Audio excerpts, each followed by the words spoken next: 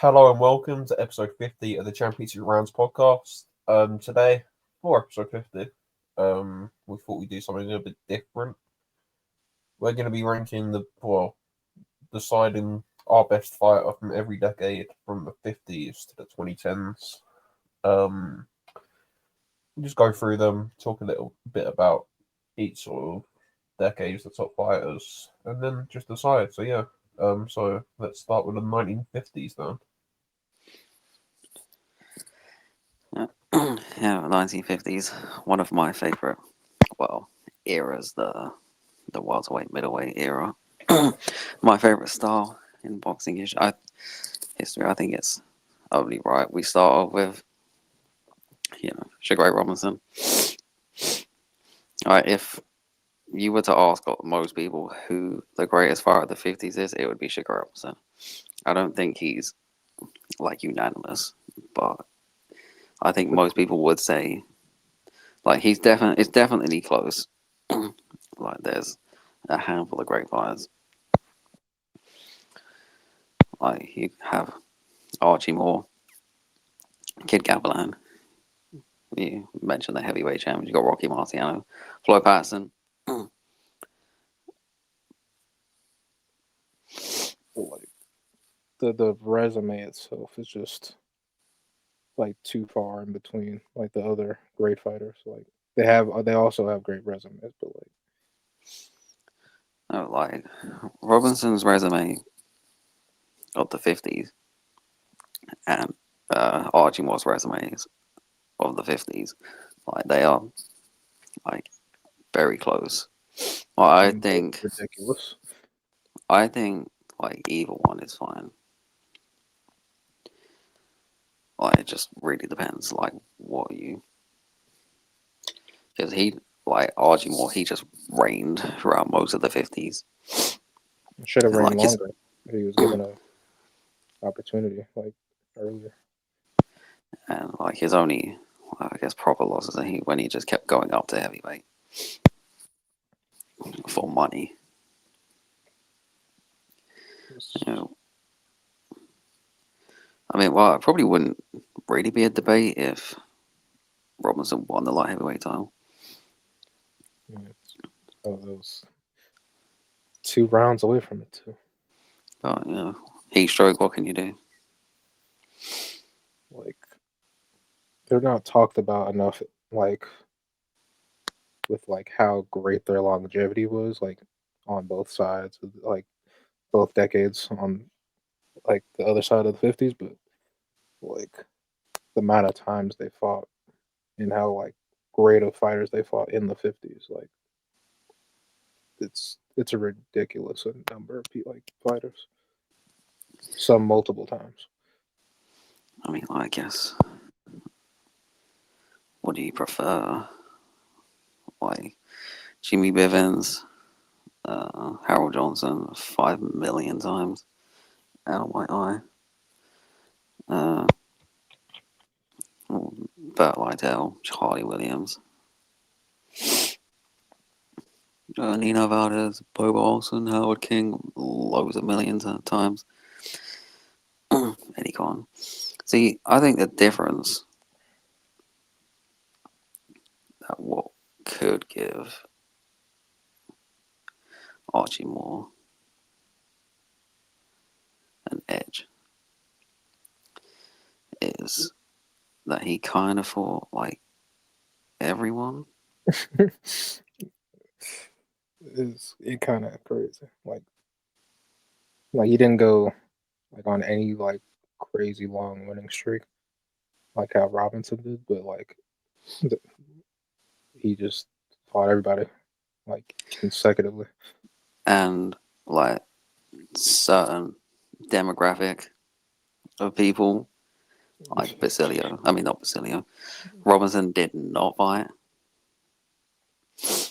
Like, other than, well, he did, but not like Not the nowhere best, near as best. often as more did. And like, generally, throughout boxing history, black Americans have been the best boxers. Like, he did beat some. I mean, like, he beat Aaron Wade, who is obviously part of the Murderers Row.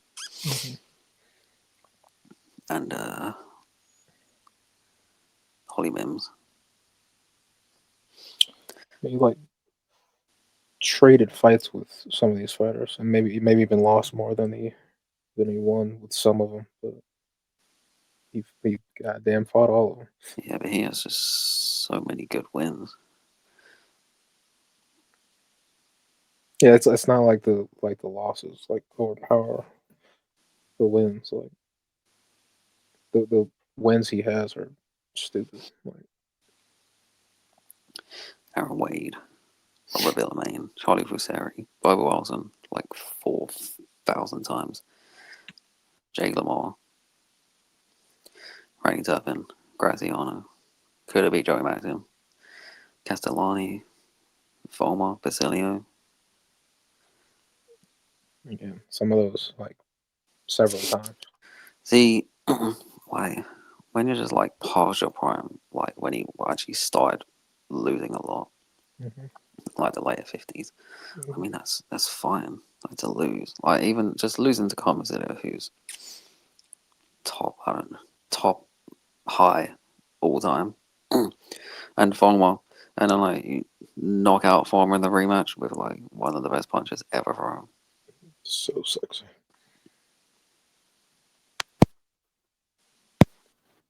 He just some of the ways he beat certain fighters are just like in such an emphatic way to beat them, like Graziano and like you said, Fulmer. Like, the way he beat some of these fighters is just like extraordinary, really.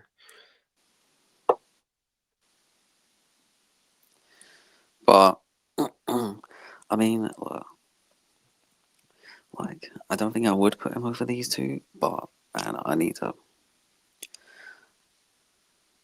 tell you all about Kid Gavilan, What up? who, outside of both the Sugar Rays, is probably the third greatest welterweight of all time.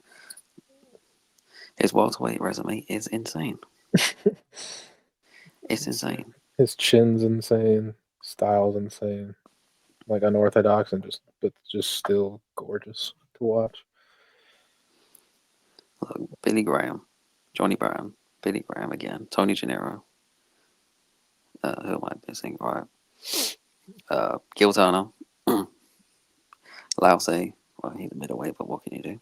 Billy Graham again, Tiger Jones, Basilio, Brown.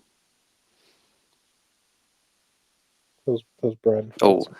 Ortega as well. Just like a Imagine he's long list of like top contenders, former champions, all type of. imagine these Ortega fights existed. Holy.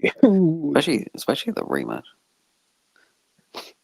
Anything involving Gaspar Ortega or Gavel, to be honest. But yeah, I wouldn't put Gavelin above the other two mentioned, but he is like right on there too. Really. I have a question Yes. for these fights. Are we, especially this earlier, just mentioned like there is an issue with lack of footage. Like, can you consider it like it's all resume or performance based when some of the performances aren't available? If that makes sense. Well, like a lot of these Sugar Ray Robinson fights are available. Yeah, Well, yeah. A most lot of of them them are. are. Some of them aren't. Like it's. I don't know. It's just worth mentioning. Like that's in the conversation. Like Yeah, because some of them, I mean, it's just based off them actually just having a win against them, or yeah, box rank descriptions, or reading them. yeah. It's like so you can't really rate them the same. It's difficult to rate them the same. If that makes sense. Like you can do, but then you have to have to rate the others based off that as well. I think. I don't know. It's difficult. But I Yeah. mean, like, I think there's enough footage of these fighters So you can like to piece them together. Like you can put know the how they puzzle would have together. fought in a lot of like these wins that don't have footage. Because like him not having a footage of a fight against Ortega in the late 70s at the end of his career isn't going to change much. But for like his good wins, like there's footage of the Billy Graham fights, there's footage of the Johnny Brown fights, there's footage of the Common Basilio fights, there's footage of the Gil Turner fights. Well, you know what you're gonna get, and you can piece them together. Like the person who would Yeah. have the least footage of these guys is Archie Moore. But I mean, like, if you've seen Archie Moore fight once, you know how he fights. And there's not gonna be a big downgrade in how you think about him in his career just because you don't get to see every single fight. There's some fighters now, or like in the last like 20, 30 years that don't have all their fights intact. That just Like, not all fights are intact. I think, like, if you're beating these, like, other great fighters, like, if you're beating Harold Johnson, like, 4 times, like, there's footage of the 4th fight. Like, you have to have performed well to beat him, considering how good the 4th fight was. And then he came out clutch and stopped him in the 14th round. Got off the floor. Yeah. But yes, it's definitely worth mentioning that there is not footage of all of these fights. So, for some of them, It's just like how you rate them, type of thing. Like, it's. I'm not trying to take anything away from it. It's like, can you say, "Oh, that was a great performance there"? And I know they're beating great fighters, but can you base it? Yeah, I think you get the point I'm trying to make. yeah, but you can have like great wins that wasn't a great performance, I guess. Like you Yeah, see them that's now, what I'm and trying people to would like. like, That's what I'm trying to say. Yeah. people are like, oh, not a great performance, but it's a great win or a good win. Yeah. Or did they win? That's all different conversation. Most of the fights will have descriptions claiming Yeah. if someone got their ass whooped or not. Like Or- like Joe Lewis against Joe Walcott in the first fight. There's only 10 minutes of that, but I mean, everyone knows it's a robbery because it's there. There's loads of stuff to read about. Hundreds of people there. It's just like it had like people are not gonna like erase history just And because it wasn't fully filmed. yeah, and there's footage of the rematch as well, which is I just I have PTSD from reading Chris Mannix's scorecard, so I don't trust them. oh, brilliant. We all do. Brilliant. But yeah, I just wonder, was everyone like Chris Mannix? But yeah, like, I get that. Yeah, it's Well, probably not. I doubt they. Era, though. Like, well, I mean, look, Chris Mannix has gotten better. Like Considerably better. Well, we're not he's going the to good talk one. about Chris Mannix. He's the anymore. good one now. He's not good. Right. He's never Well, gonna be a good- 50s, 1950s.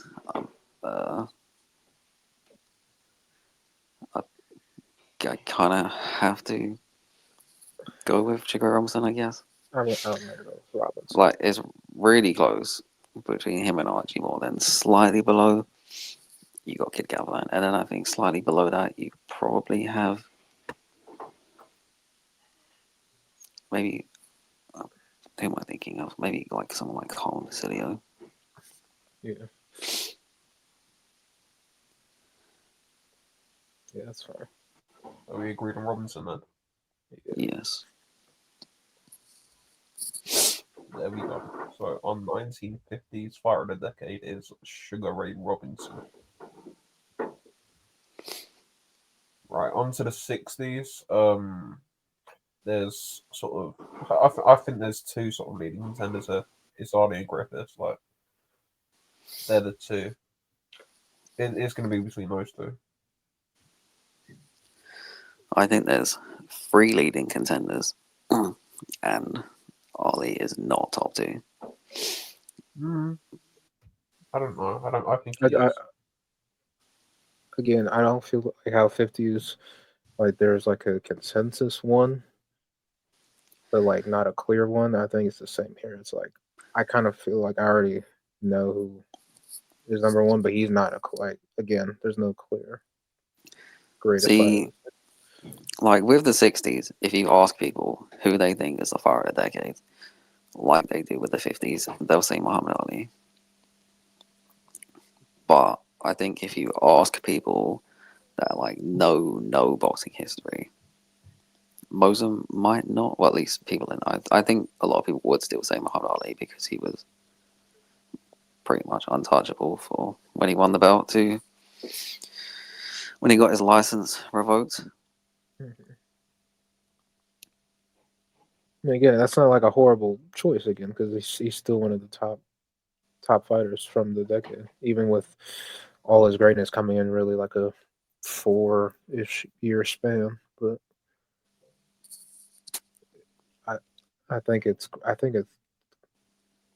pretty clear it's Griffith, to be honest. His Yeah, resume I in the can go with 60s that. is kind of stupid. But Yeah. Like, well, he did obviously what he did in the 60s, which was be how many time welterweight champion? 3 or 2? I think it might have been 3. He beat Perret, lost to Perret. No, it's 3 times because he. Right. Well, he did what most people only attribute to Holyfield, Usyk, Inoue, and Crawford, which is be a 2-division undisputed champion. Yeah. Like, he was undisputed He's welterweight, fucking- then moved up and beat Dick Tiger and dropped him, which is No one had ever done before. insane, to be honest, because he wasn't even a big puncher. And Dick Tiger is like one of the strongest, toughest middleweights ever. He's in Benvenuti. He's a good win, man. I know he lost twice, but yeah, like Yeah. those guys, what an era. Yeah, that's what made him a 2-time middleweight champion. Like he's a 5-time like undisputed champion. Like, I don't think anyone has the depth of resume that Emil Griffith has in the 60s. Like Carlos Ortiz, who people don't know, it's like a 2-division champion, although the 140 title was like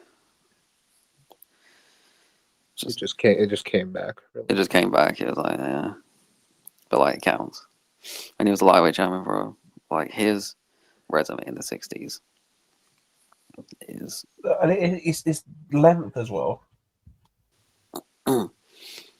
He fought Napolis in '69 and Rodriguez in '60. Like top level fighters the whole decade. Like I know Napolis he's sort of done at that point, but like good sort of 7 or 8 years, top level fighters. Just go from February 1960 from Ortega all the way down to. So yeah, Napoli's at the end of the decade. yeah, but then look at Ortiz. I mean, he had the length as well. Look, he lost his title in '68 to Teo Cruz, but before that, he beat Laguna. And then in 1960, he beat Ballin. He knocked out Ballin Torres. That fight's great too. It is great. Then he beat Dulio Loy. Beat Joe Brown for the lightweight title. Stopped Flasher Lorde. Beat Kenny Lane. Beat Laguna. Sugar Ramos. Flasher Lorde again. Sugar Ramos again. Laguna again. Whoa. Wow. Yeah, all just in like a good like 7-year stretch. Like, yeah, he obviously like took a couple losses. Well, 1 loss. Well, 2 losses there, but 3 losses. But he But like look, boxing back then was different. Losses wasn't like as bad, and they fought so much. Like you're just gonna like lose. every couple months, sometimes not even a month. Like if they were fighting twice a year, like would they lose as many as they did? Well, maybe because they fight. If they're fighting if they're fighting the same level of opponent, then the losses might still be there. But like you get them, like they just lose to like some random guy because they fight like 4 times in the space of a month or something. But then it's like, who cares? And a lot of them, they're just like random, stay busy fights. Like, while they're probably champion as well.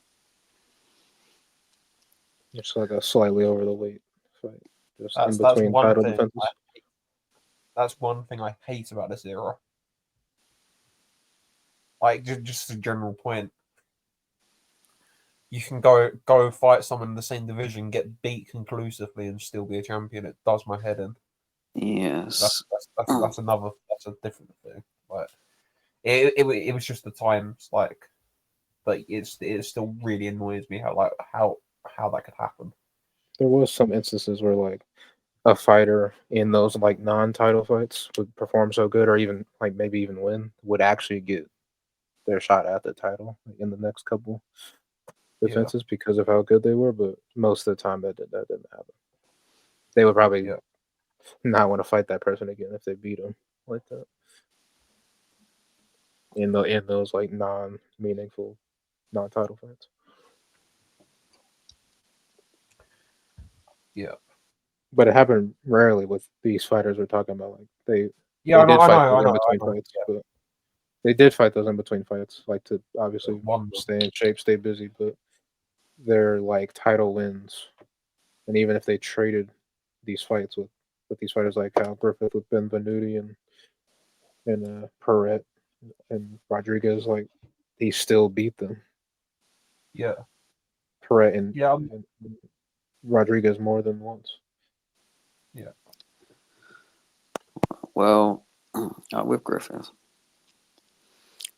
I will point out that he was could have been a little bit lucky with some of his wins against a certain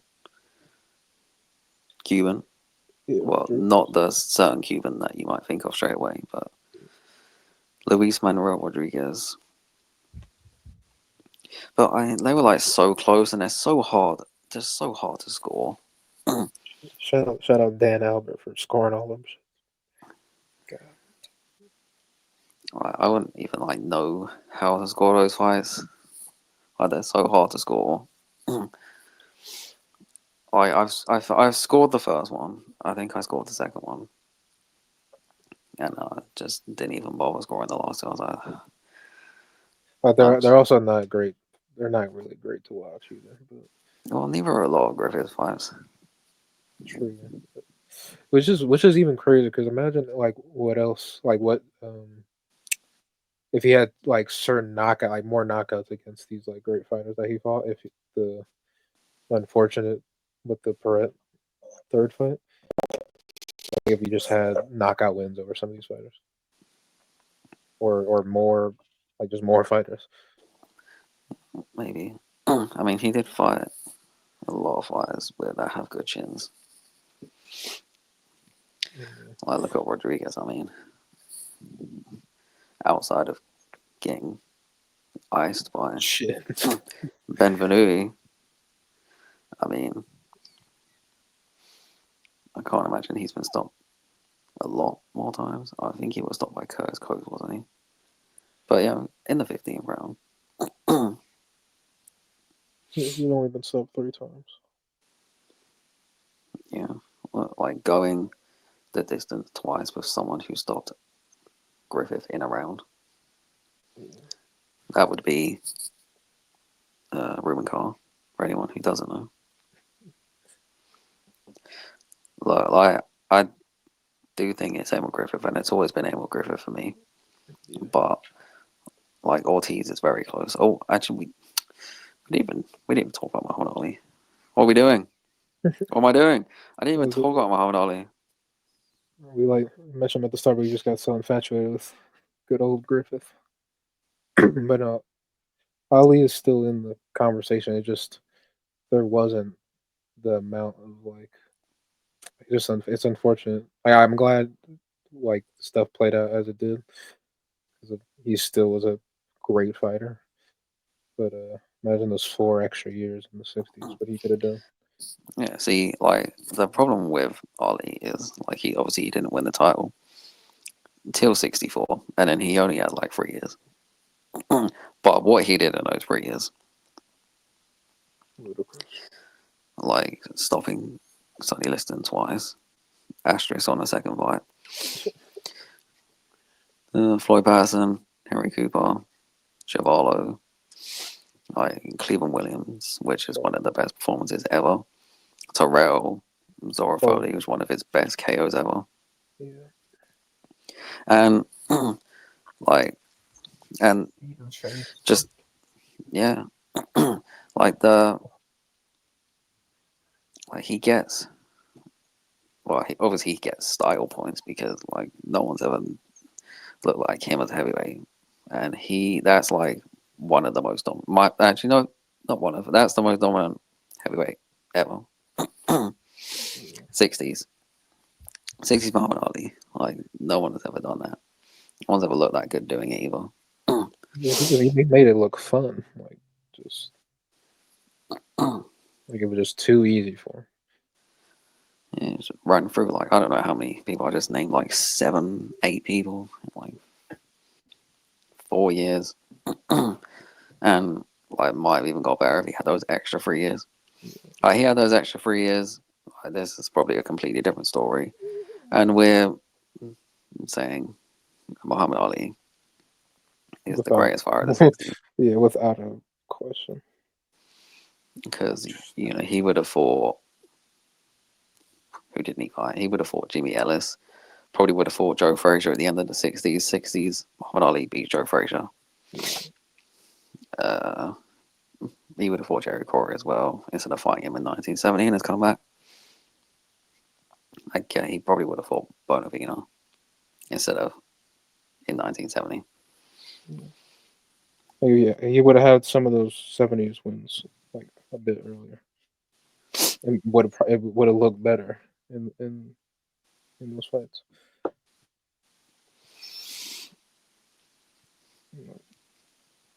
But yeah, I gotta go with Griffith. Yeah.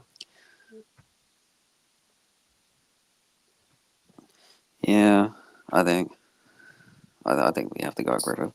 Like Ortiz is close, like Archie Moore, but like Ortiz, I mean not Ortiz. Griffith's depth of resume is just insane.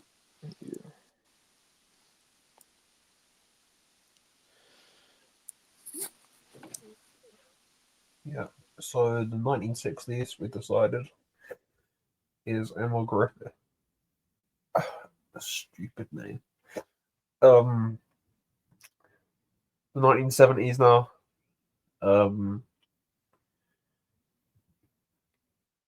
Well, we can go right back to talking about Ali again. Well, Like, yeah. I should probably. like again, there's 1970s. still a conversation. Like every one of these years so far, like they have a conversation for the top people. Some of them more for the longevity of what they've done, but I feel like resume trumps all, really. Like There's with like the dominance of Duran, the longevity of Monzon, and then like the combination from Ali is just like yeah. I'm a massive Monzon fanboy, but there's holes there. there is. There's holes. There's, like most middleweights, half of them were dug up from weights below. Like, and it just is what it is. Like that's what middleweight is. The long periods of history in middleweight's just been guys like pretty average contenders at middleweight, and then sort of legendary fighters or whatever from weights below. Like sometimes not even legendary, just like okay fighters from the weight below. And that's the issue with Monzon. I don't think it's Monzon. Yeah, Even though Monzon did have like, like you said, the great fight. Like he did have great fighters from up above on his resume, but again, they weren't at their best. Like Griffith, like you see his hairline, he was at his best. His whole thing was just in the first fight with the weird stoppage. yeah. And like Go on. No, you go talk, because mine might be long. I was just saying, like, you look at Napa, there's like that was billed as like this big undisputed fight, but yeah, he's undisputed from a weight below. That's the point. That 2 that weights was below. that was a huge thing at the time. Well, yeah, at this point, it was 2-weight. It was like, 154 existed at this point. yeah, Yeah, they were like 5-6 champions deep into this division, like with the alphabet titles. yeah, the weight below, like, yeah, it's just I don't that I love him Yeah, on this. He he has to be mentioned. beaten fighters, but like I don't think he's the best. He has to be mentioned for his longevity, but like, it's too. And the fighters he beat, but like the fight, you have to add the context of where they were and what weight they were. Yeah, and like the guys that he beat, like athletes, like Griffith. I mean, like Griffith, he moved back down to welterweight. Then he lost shortly after. Griffith didn't really do anything afterwards, did he? Like his, like there's some good middleweights like of his era. Like Benny Briscoe's good. Like Denny Moore is fine. Rodrigo Valdez. Yeah, Rodrigo Valdez is very good. Benny Briscoe, But man, he was one of the toughest fighters ever, man. Was he ever stopped? Yeah, he was just one time. He was stopped by Rodrigo Valdez. Yeah, that's it. Man, like, what the fuck? That I'm not gonna go on a tangent, but what a fight.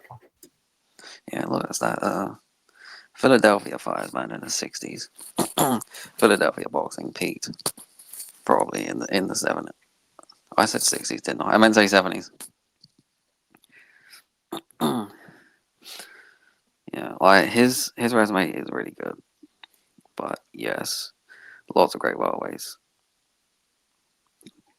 It's like interesting because like middleweight, like for fighters to stay there for one, for their whole career, like say like a Hagler or a Golovkin. Monzon's weird because he's like a really big middleweight. I don't guess he just made it really easily. But like Hagler, I mean, like he wasn't the biggest middleweight. It makes sense he stayed there his whole career. Golovkin was about the same size. Like even like Emmanuel Stewart called Hagler a small middleweight. But that's probably mind games. Yeah, middleweights. Well. Like middleweights it does have lots of great fighters, but a lot of them eras their fighters are they're okay, like they're good. Some of them are good, some of them are not great. But other than like back in like the 20s, you're not gonna find or the 50s, you're not gonna find a middleweight with like a whole slew of great names on their resume that are actual properly middleweights. They're moving around. Like, they're not staying in place. Like weight Yeah. wise. Because like everyone's moving up and down and everywhere. Lots of people just don't stay at one weight class. And I don't mind people staying at one weight class. Like if you are fine at that weight and you dominate that weight, that's fine. Rather than just moving up and just getting some random belt. Moving up again, getting another random belt, and then be like, oh, look at me, I'm a 3-division champion, look how great I am. But who did you beat for that? Anyway, tangent. 70s. Yeah, Monzon's a good fighter. He's not great to watch because he's pretty basic, but what he does, he was very good at. His basic 1, 2, 3. Occasional uppercuts slipped in. And good wins against Benvenuto, I know he was a junior middleweight, but he was an actual proper middleweight at that point. He was a huge fighter. Like when these like 154s, they're moving up to middleweight. I mean, there's not really like they're middleweights who are draining themselves, or even bigger. Yeah, it's not him. Sorry, Carlos. Actually, no, not sorry, Carlos. Fuck you. We don't like you. But like, we gotta mention Durant. Definitely. Like with Duran, well, I mean, like he was just so dominant. Even if the way he won the belt was a bit shaky, a bit shaky, a bit low blowy. Well, Buchanan's nuts. bit elbows, low blows, headbutts, everything. Yeah, but, you know, there Cheating, was like, kicking up, look, robberies, you know, even fighters. DQ'd. Uh, With Look, you be a not bitter. you be a ref in the ring with Duran and DQ him. Hell no. No, I don't I think I wouldn't will. do that. Like, even if you take out like his before title wins, like Kobayashi stopped Ernesto Marcel, and like that wasn't even like he didn't like bring him up to lightweight or anything. That was a super featherweight. I don't really know what weight he was fighting at in 1970, Marcel, but obviously he won his titles at featherweight. Yeah. It's still a good win, obviously. But it's Ernesto Marcel. He has one of these. What I was referring to earlier. At least it was against a good fighter, and at least he rematched him. But obviously, the Hazes beat him, and he beat the Hazes twice, and unified titles with him. But like, yeah, what a run! But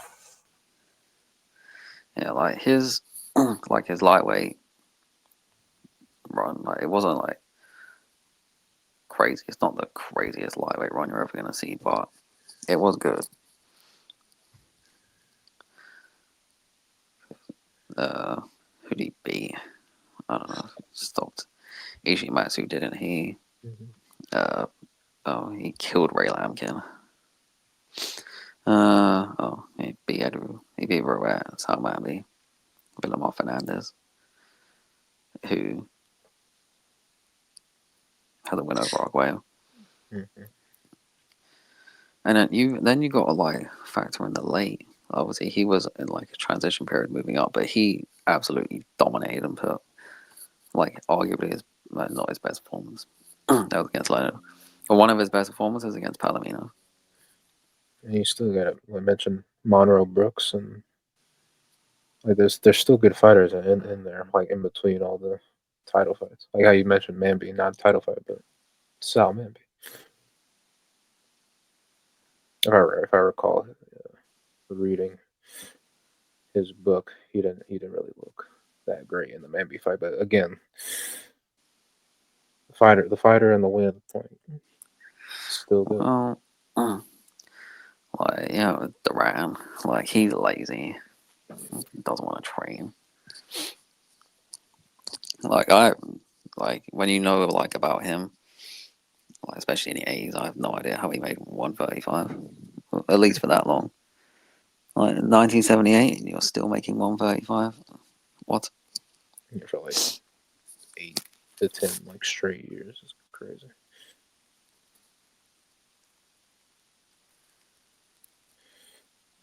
He's close, but again, that Muhammad Ali.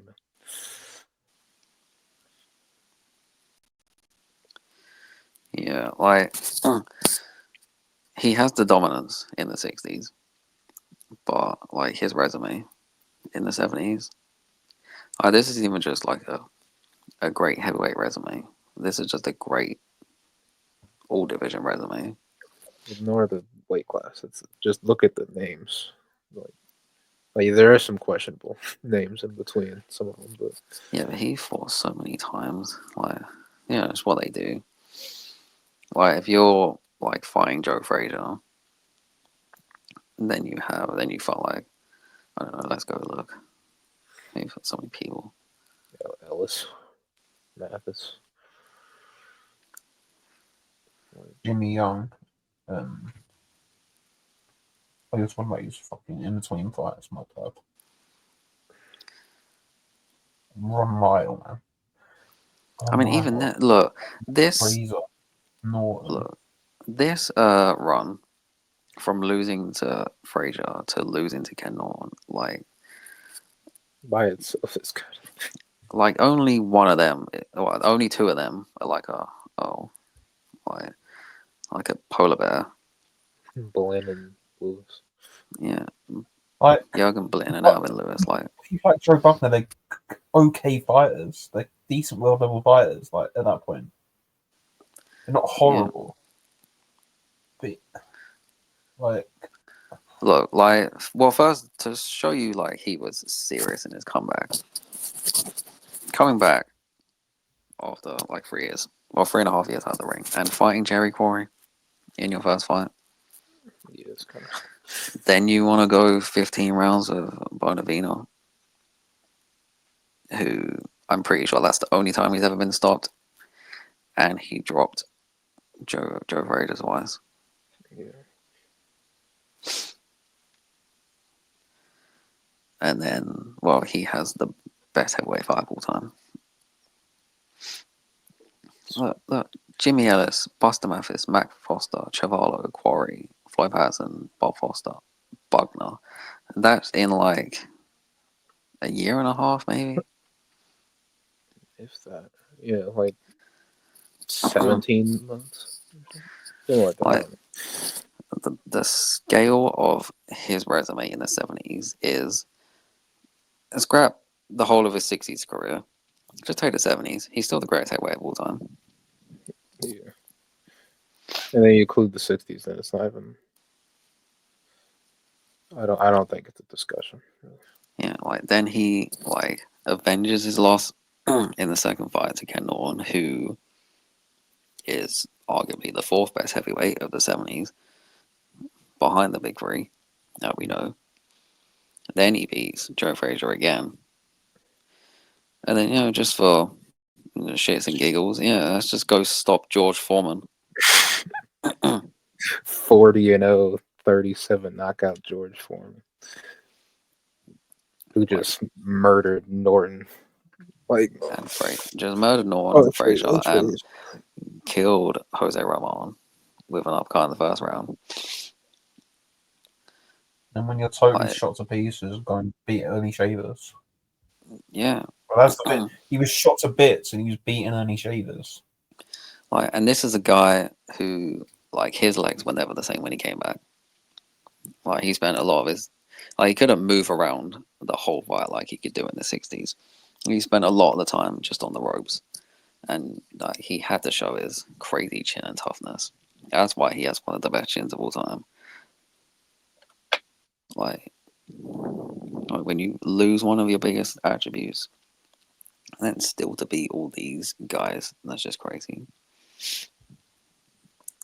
Then goes on a pretty long run. Like he's pretty much finished. Like he should have retired after losing to George Foreman.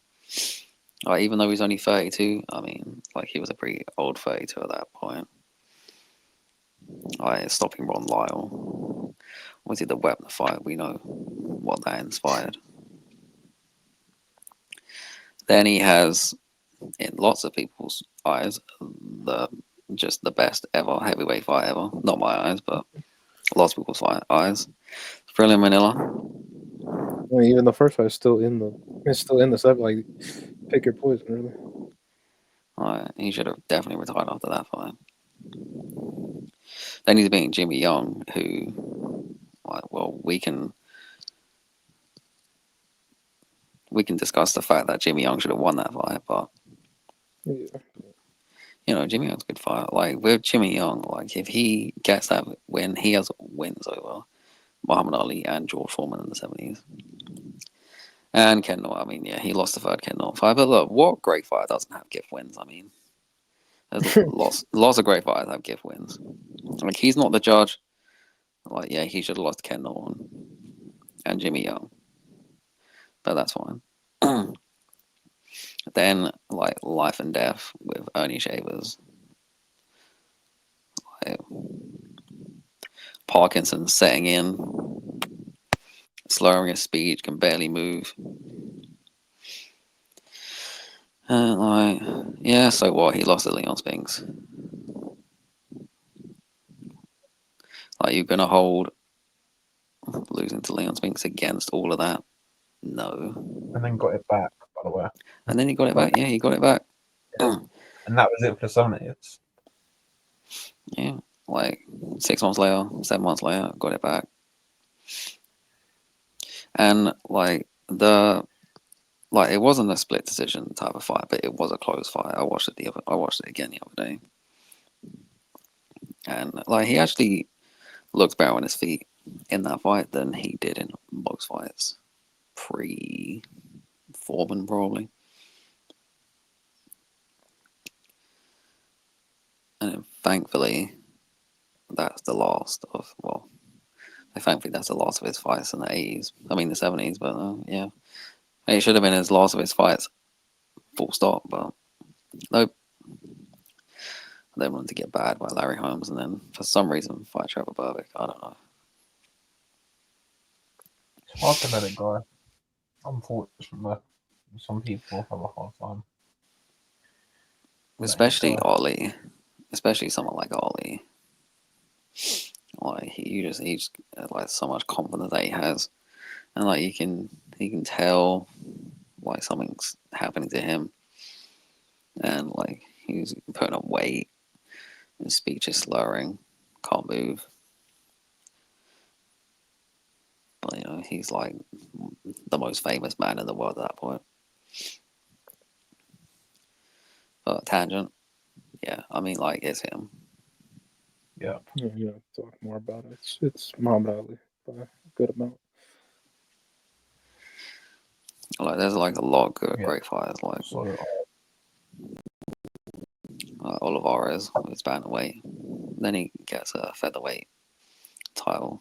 Like Arguello gets his featherweight title, but loses it. Then he gets super featherweight, which might be his best weight actually. He had some good wins. Probably missing other people in the 70s. But well, if they you say we're missing them, but are we? if they were worth mentioning, I probably would have remembered them. Like, are we missing anyone when the answer's that obvious? It's nice to mention people. Yeah, but yeah, it's Ollie. It's Ollie. So yeah, our 1970s fighter of the decade is Muhammad Ali. On to the 80s. One of the best eras of boxing, really. Stacked. I mean, you've got Salvador Sanchez won't get a mention, or he'll get mentioned, but he's not anywhere near it. He's not anywhere near it though, which is ridiculous. Someone that good. But yeah, look, it's the most stacked decade in boxing. It just is. Like there's been like a handful of people for the other decades, if that, like 2 or 3 maybe at most. There are so many people for this decade. I don't even know where to start, really. Like, I guess if you were to ask people, like Sugar Ray Leonard, maybe. There's arguments against him because of the multiple gaps he has in between all the years in the 80s. Even though he has still great wins in the 80s, obviously, but he didn't fight for half of them. So, like the wins he had fill in the gap. like being Duran and Hearns and Hagler. Like that's just great. but he didn't fight for a lot of the decade. But his wins are just, and he's so good. Like, you're gonna give it to someone who like fought the whole decade but doesn't have as good wins just because they happen to fight the whole decade. Like he even being like Kalule as well at 154, just going up and fighting like That's an underrated one right there. the best 154 pounder in the world. And stopping him. If the first Benitez fight is in 1980, I don't think this is a really discussion. Yeah, because imagine having Benitez, Duran, Hearns, and Hagler in the same decade.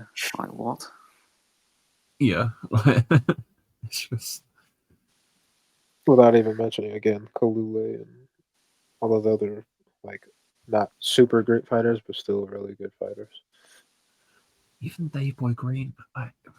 That's probably me just being a Brit lover, but Dave Boy Green's a good win. Yeah, like he was Solid win. performing well against Palomino before Yeah, getting and he chinned. battered him, iced him and four. Like, I mean, like, yeah, sure, like maybe you didn't deserve the win against Hagler, but that was still a crazy close fight, and you hadn't fought in 3 years. 3 years on the settee, 3 years on the settee doing whatever, like, and then just coming back and saying, "Oh yeah, I'll just fight Ackland and beat him." Like, Yeah, let's not push false narratives. He didn't come up to say, but someone read his yeah, autobiography but you know what I and mean. it's not you. 3 years of Like, 3 years yeah, up the definitely ring. 3 years out the ring. But he didn't just come Doing up to whatever. say. Like, he was definitely doing some drugs for a couple of years. But, you know, That's probably worse. that definitely was. Definitely was. Yeah. But, like, from, like, at least the Mugabe fight, like, he was locked in. You just see him rubbing his hands together in the crowd, like, ooh. Yeah, he was locked in after that. Like, he was, like, training hard. He was having, like, full fights in his gym. Obviously not the same as real fights, but, you know, as close as you can get. And speaking of Hagler, guess might as well mention him. Yeah, he's got to be mentioned, like, again, the dominance and longevity. Like, the amount of title defenses. He had 12. It's that middleweight thing again. It is. It's that middleweight thing again, though. Like the middleweights of his era, like, they were fine. But there's no one really crazy. Like, the light roll down, like, it's fine. Ham show, like, it's fine. Minter. Yeah, like, Minter, like, it's fine at actual middleweight. Like, Scipion, I mean, he was fine. 54, but that's fine.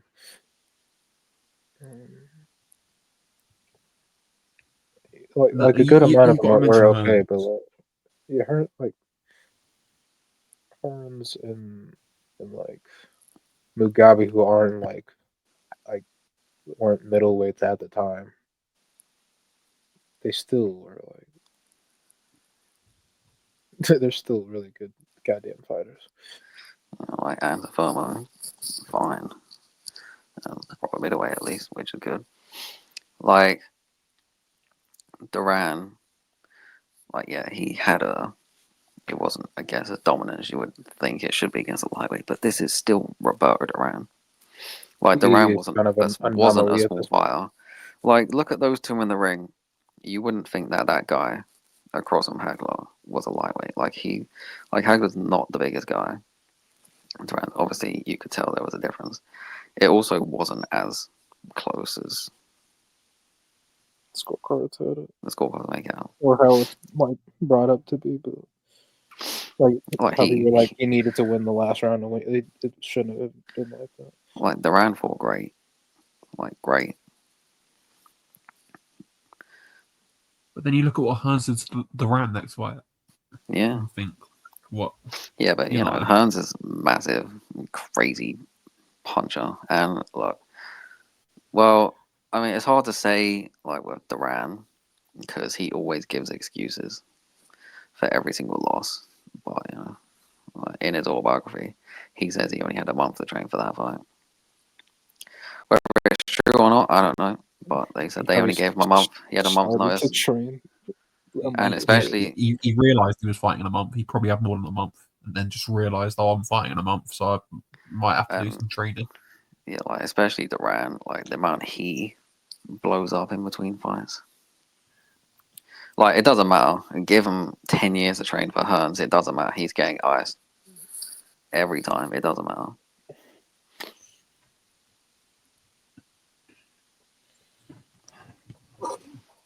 Even for Hagler, he might have won a couple more rounds. But Might have gone a little bit longer. Like, and even then, like, not making a dent in Duran. Like, so what? Duran has one of the best chins ever. Like, really only stopped twice or once against Hearns,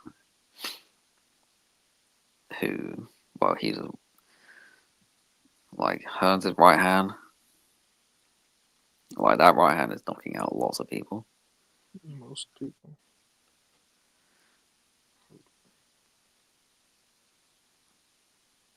I think so. I there's one guy who I think from this era or this decade that gets slightly overlooked because of how it ended and because of the Four Kings. Michael Spinks, man. Like he's I don't think he gets the respect he deserves for that light heavyweight one. Well, he does from me.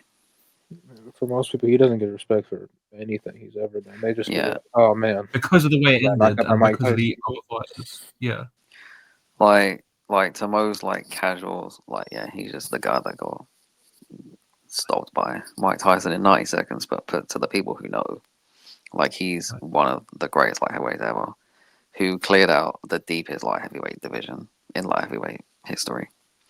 Quarry, even Sutherland, guys like Murray Sutherland, man. Like, not great, but you know, like, that's me being a Brit again, but he's just. And to beat Holmes twice, even if you don't think he beat him twice. Like at the very least, he won the first fight, and being the first, being the first light heavyweight champion to move up and win the heavyweight title. Come on, like what? That's crazy. Yeah.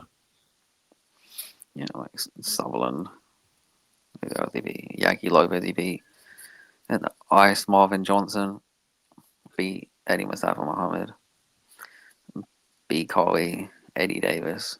I mean, like, what do you do after being Eddie Davis? You do what, like, well, you try to do what he did. He moves up, he bolts up, beat Larry Holmes.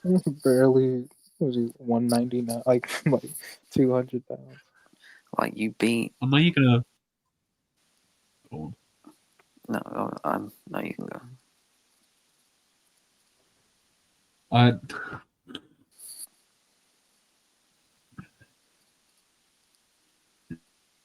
It probably was never realistic, but I would have loved the Hagler fight at light heavy. Yeah, no, it's never going to happen. But that fight's a little dream of mine.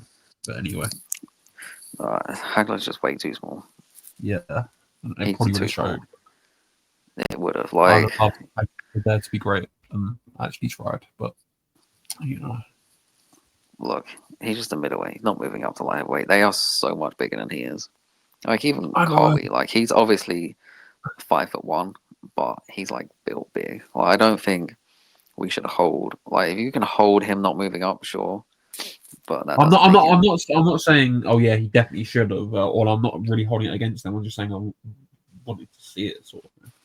Like, not many middleweights go from middleweight to light heavyweight and go to the like the deepest division in light heavyweight history. And these are all Yeah, I know. massive. I just wanted to see the fight. I'm not like thinking Like, out Hagler for it. I just wanted to see it. yeah, well, as a Hagler fan, I wouldn't, because he would lose convincingly. Yeah. Would have been nice, and it would have got Spink some well-deserved sort of publicity, I think. Given, especially historically speaking. But anyway. Yeah, like, because, like, back in the day, obviously he was very known, and because I actually cared about Olympians back then. And he was on the crazy 76 US team. So like he would have been, obviously, everyone's popularity and stuff pales in comparison to Leonard on that team, but he would have got quite good publicity for that and be known. I mean, he definitely has a shout. Like his light heavyweight run is like great. I mean, it didn't like last crazily long, but the quality of it is great. And I mean, even like stopping Jerry Cooney before fighting. Like Jerry Cooney's a big guy, man. He's a proper heavyweight who punches hard. He ran his ass over. Yeah, like he'd only ever lost to Holmes at that point. I know he took like a little bit of time out of the ring after losing to Holmes. Came back, didn't really beat anyone, but still. I was a light heavyweight, which is stopping a proper heavyweight. Oh man, that Mike Tyson win. I mean, loss. Such a shame. Like he's losing to Mike Tyson every time, but just the way it went down. It's pretty damn nasty. But then again, we have to mention him. He was doing that to everyone at that point, really. Yeah. Well, not everyone, but like a lot of good fighters. Most people. Like he has the thing with Mike Tyson, like he's like insanely overrated by most people. But then like the people that actually know boxing, they'll go over the top and just crazily underrated. They'll be like, oh, this guy's terrible, didn't beat anyone good. Oh, the only good fighters he fought, he got stopped. He's not even a top 500 heavyweight. Like, no. Like, the 80s was a good era. They were just all happened to be on drugs. And in between two of the best heavyweight eras ever. And he cleared it out. Like, he cleared out some good fighters. Like, some really good fighters. And a lot of the time did it in very good fashion. Like, he only had a couple, like, stinkers. Bone Crusher Smith. Yeah. like going the distance with like Tony Taco is fine. Like he had a good chin back in the day.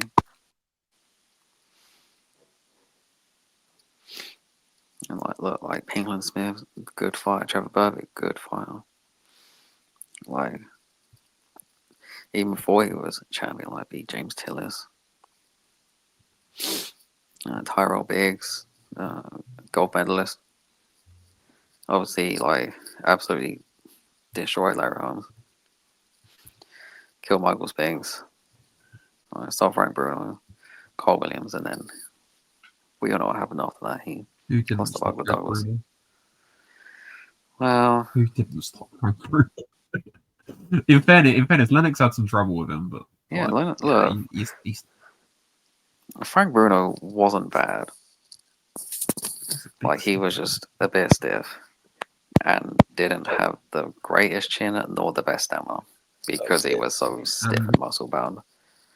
But like he had a good jab and he could punch really hard.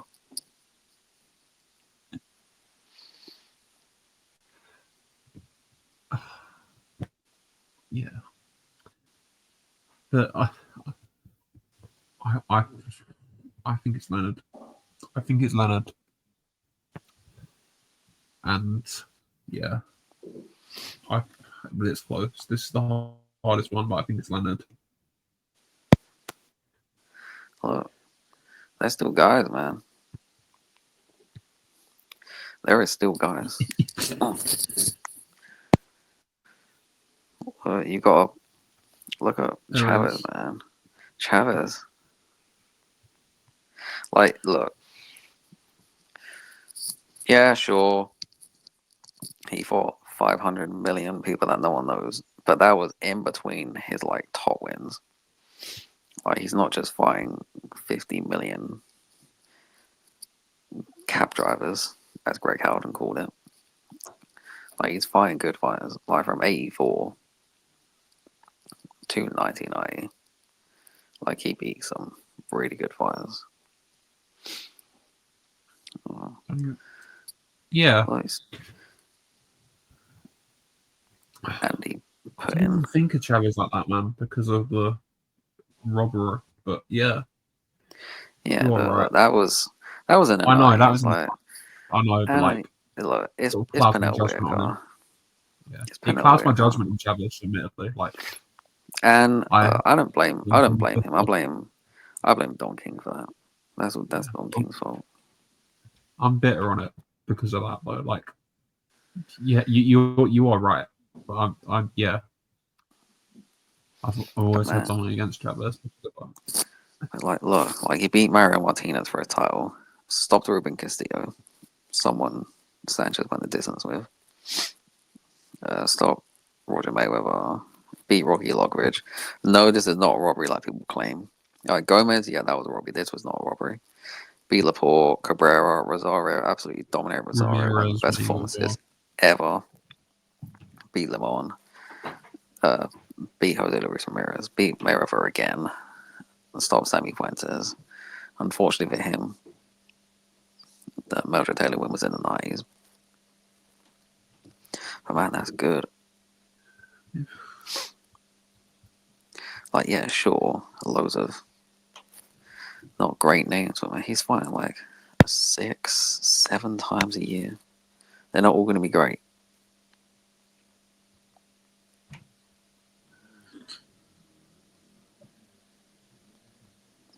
It's almost like a lot of these things are sort of irrelevancies. I think, like, X amount of fighters doing this and this and this. Like, all this doesn't really matter. It's you're putting a quantitative value on something that's not quantitative. Like, if all these number of fights mattered, like Abel Mendoza will be pound for pound #1 right now. Like, it's just not how boxing works. And like, so what if they have? So what if they didn't? Like, it's just I just don't really get it. Like, just discount them. It doesn't matter. They just don't matter. Like, you're not going to hold it against them, but you're not going to praise them for it. They just don't matter. Yeah, like, look, Especially if it's keeping a schedule. Like, yeah, like, not every fight that people have is going to be against someone good. it becomes a problem if they're your like fight once a year. Yeah, like, if they're your main fighters, sure, but no, he's doing them in between fighting these great fighters. Like, you know who does deserve a mention, probably? Like, Evander Holyfield. Yeah, for his cruiserweight one. That's early cruiserweight, so it's weird. There's a lot of they're really good fighters, but it's weird. Look, beating like Chisanda Muti in your night fight and stopping him in like 3 rounds. Like, having like one of the best cruiserweight fights ever, beating Carly to win the title. Henry Tillman, who would eventually move up to heavyweight. Osio Casio, Colby again, De Leon. Then he moved up. Even like the people he was like fighting early, like, you move up and you beat James Tillis in your first heavyweight fight. Who does that? And Pinklon Thomas, former champion. Michael Dokes, former champion. Alex Stewart, like it's not Holyfield, obviously, but man, that's like impressive. And even like he'd only had like 20 something fights. Yeah. At that point.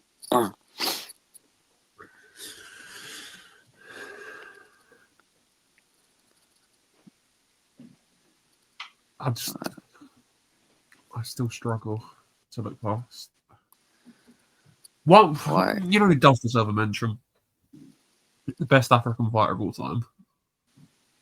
He is not. It's clearly not. But I just want to mention him because I love him. Azuma Nelson deserves a mention, but it's not him. But that I mean, he does have. even though he does have some really good wins, doesn't he? Yeah, a couple of them were in the 90s though, like Bennett.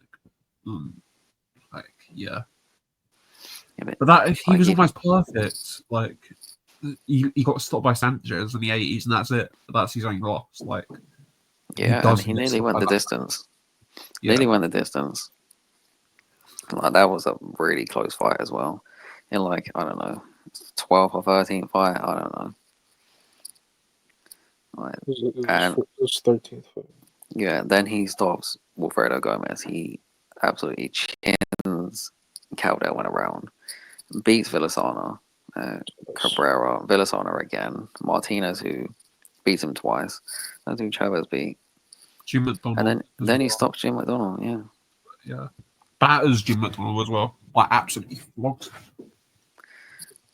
And then obviously he was in the 90s. Then he moved up to lightweight and lost to Pernell Whitaker, but that's fine. And even then, look, Juan Laporte was nearly in the 80s as well. Imagine that was in the 80s. Yeah. But yeah, it's not him. He's a great fighter. Yeah. I struggle to look past Leonard though still. Like it's so sad. Cool. Like I want to mention him just because, but it's not him obviously. But I want to mention Zhang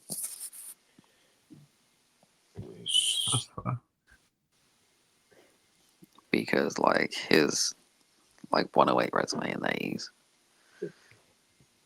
Yeah, but you like really know about like his resume is actually kind of stupid when you actually put context next to it. Like Ursula, former champion, Zapata, German Torres, Chidalata, Tokashiki, Ohashi. Some of those multiple times, like great fighters, like some of those great fighters in their division. Yeah, then it took like Chiquito to beat him as well in like the late 90s. And like he was already like coming to the end of his career at that point as well. Yeah, like we have to mention the greatest flyweight of all time. Yeah, which is weird because he was just being born in the 80s, wasn't he? So.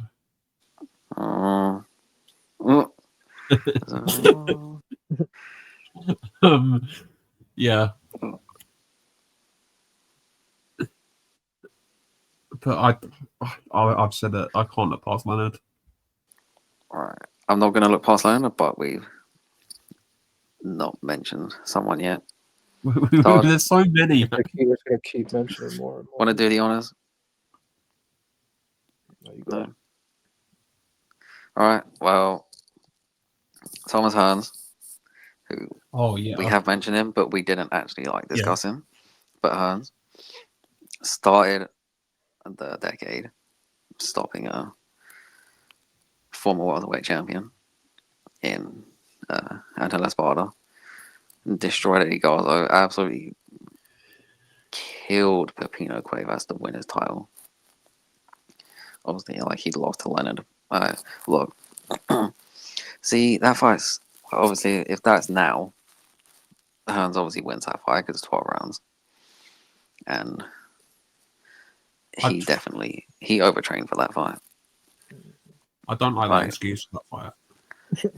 Yeah, it's a stupid excuse, but if that was 20 years earlier, it's same day weigh-ins, you don't make the weight.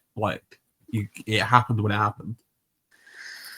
And if it's now, and it's 12 rounds, like Leonard's gonna start doing what he did in the 13th round, Yeah. in the 10th round.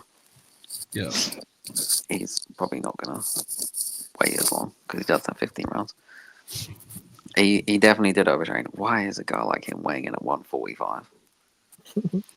And like that was the point he didn't know how to survive when he was getting hurt. Yeah. Yeah. And you still got Benito and Sutherland and killing Duran, DeWitt, Andrews, Roldan, Kenshin. Like he's my favorite fighter, and I didn't really think to mention because I feel like there's like a clear winner here, but like He needed to be mentioned. First 4 division a champion. lot of people need to be mentioned, but First 5 division champion. it's the 1980s. You We could be here for 2 hours just on the 80s. Really. And he deserved the win against Leonard in their rematch. Yeah. And gave us 2 classics. And like no one's ever done what he did to Duran. I don't know if anyone other than him could do what around those weights could do what he did to Duran. Okay.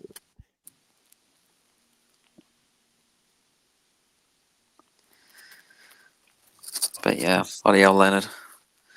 Great in the 80s, now he's just still winning later. Why is he so good?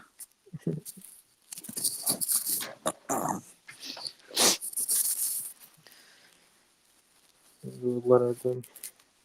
Yeah, I mean, like, it was never going to be anyone else, really, was it? Like, his quality of wins are just so good.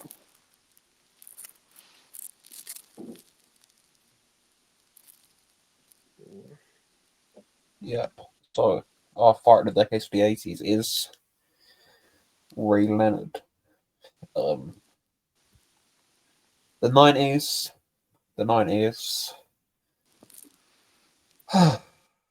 Where do we start here? I think we start with someone I mentioned earlier. If decisions went his way, this wouldn't be a discussion, and it would be putting a worker. Look, I think that it's kind of small-ish to... I don't even count that Chavez fight as a loss. Like, on his record, to me, that's a win. Oh, that's such Well, you wouldn't an count it as obvious... lost. It was a draw. Yeah. Well, it's not a draw. I'm not counting it as a draw. Yeah, it's not a draw. I'm not counting it. I count it on his record Yeah. as a win. Like, he has a win against Chavez. Yeah. And then off winner.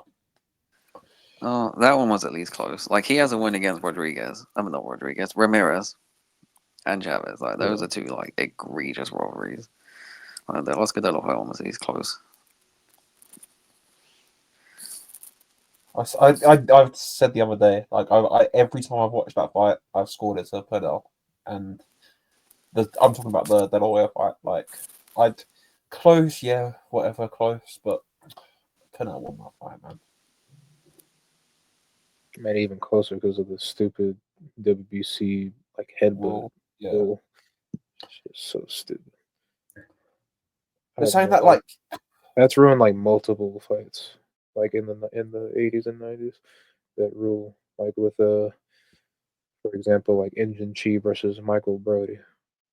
The first fight was really won by Chi, or it ended up being a draw, but it became a draw because of the point deduction. It was still close even without them, but yeah. He needed the KO to come from behind to beat Hazardo. A washed up Pernell at that age beat Oscar De La Hoya. If he gets that win, just like the optics of it, if he gets a Ramirez decision in the first fight, if he gets the Chavez decision, like you're looking at a guy that's all wins, of course, some of the best wins ever. Like, oh. Then like, well, he loses to Tito. That's what it is. But like, my God, Look, that's like the only like time he's lost clear outside of the other one that doesn't even count. Look, Pernell was like on coke at this point anyway, so I don't even after Del. I don't acknowledge it. like even like De La Hoya, he was on coke. Yeah. Like he was an A addict what? at this That's point. what I mean. A washed up Canal. Like Pendleton, Yeah, and Pendleton, Zuma Nelson. Like 97 De La Hoya, like that's might be the best De La Hoya. Like that was, I know he was trained. I don't remember if he was trained by Stewart for this fight, but he was with Emmanuel Stewart this year, which people might not remember because Oscar De La Hoya had about 5 billion trainers. But yeah, he looked the best under De La Hoya in 97, and Pernell beat him. Well, should have been him. It was at least close. yeah, But, two you know, fights after blowing away Chavez as well. yeah, and absolutely dominant. And it wasn't like he outboxed Chavez. No, he absolutely dominated. One of the best inside fighters on the inside. I'm like, yeah, sure. Chavez like smaller, so gonna get a bit like, not as strong, but still dominated him on the inside. Now we're still talking about like the end of the '90s. Now he started the '90s with Pendleton, Nelson, and Nazario. Like that by itself, like that back to back to back fights is crazy. And then going towards the middle with the McGirt fights, going up to 54 when he's clearly like there's a huge size difference there with Vasquez. Those Rivera fights were really close, especially the first one. He might have probably should have lost the first Rivera fight, but still, he looked horrible in that fight. But like not everyone looks great in every fight, like we mentioned with the other fighters. But yeah, like again, McGirt twice. Like we talk about McGirt, he's not the best trainer now, but as a fighter, he was a pretty good goddamn fighter, especially in the '90s. Yeah. Like, I don't know. He's just amazing. I love him. He's one of the fighters that I fanboy over quite a lot, but I just love him.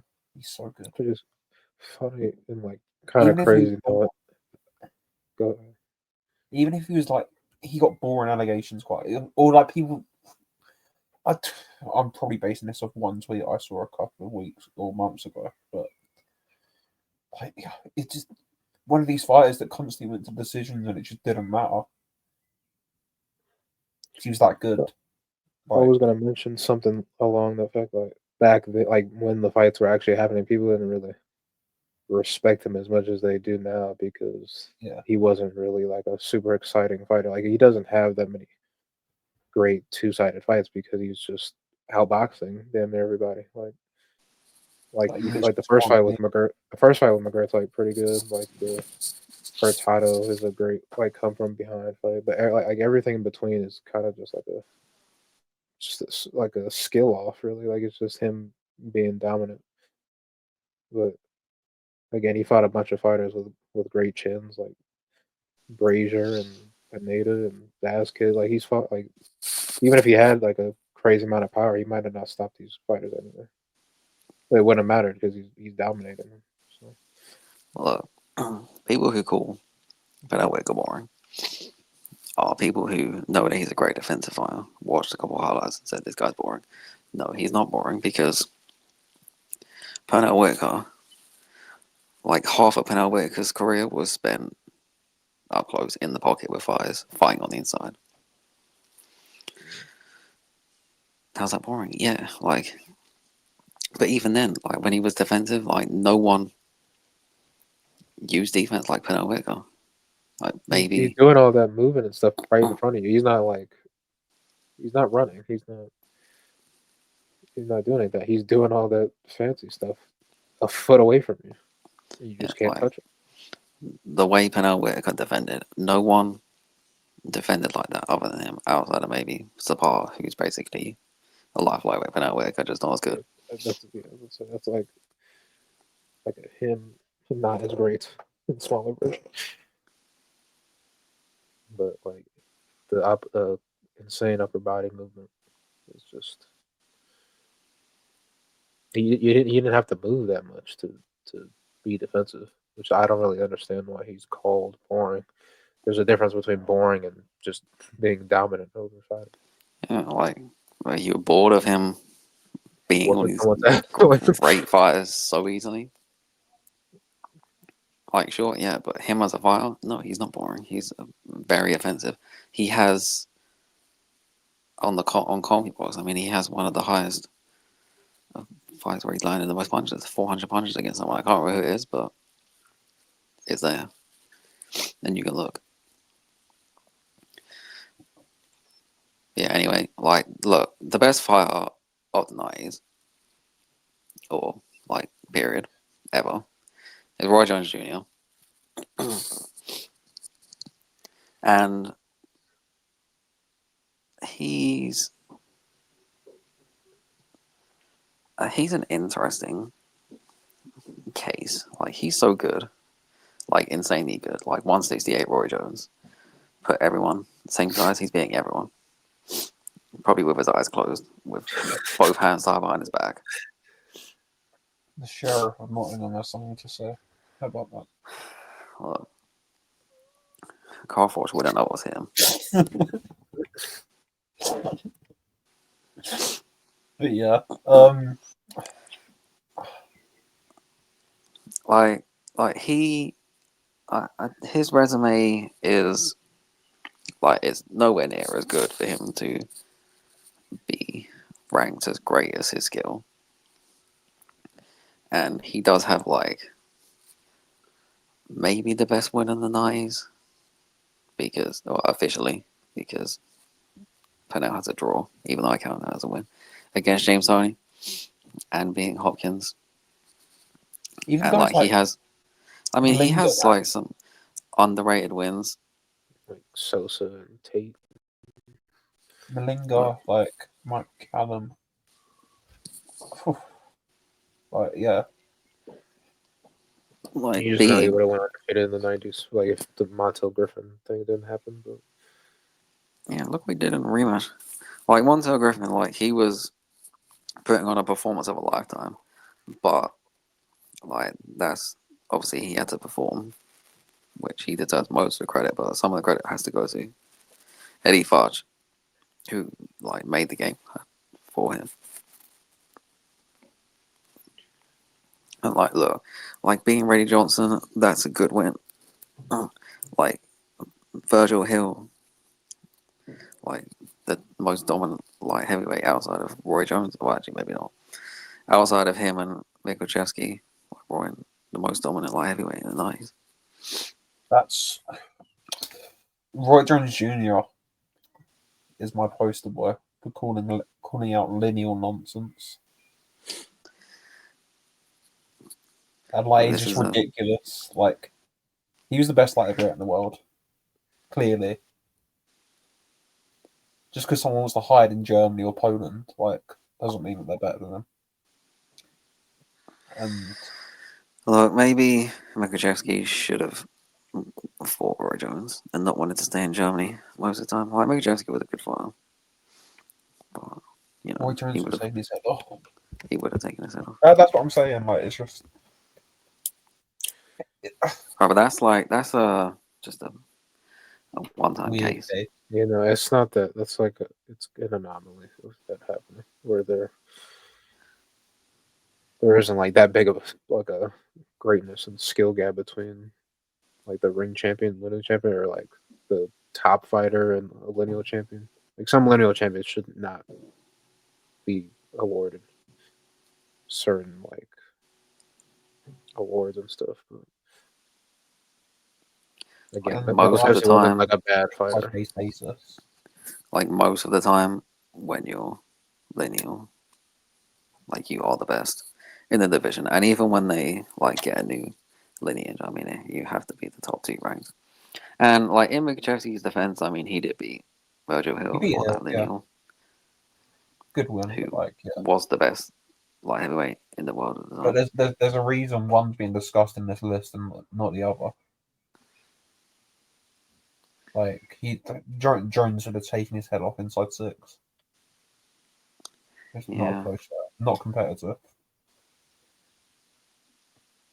But anyway, that's that we're getting on a tangent there. But like, yeah, I think we have to mention Finito.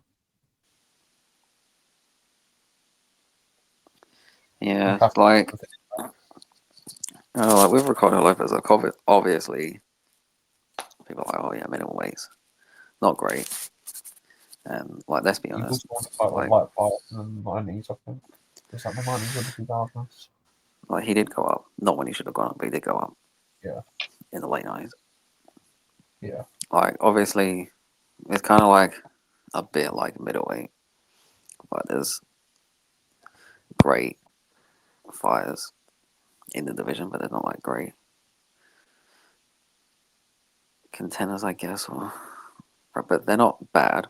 I went on like a period where I watched every minimum weight title fight. I didn't finish it because, I came to my senses and thought, what the hell am I doing? But yeah, I got to like the middle of the night, so it made me appreciate his competition a bit more because lots of them he beat. I mean, he kind of cleared out the 90s minimum weights pretty easily.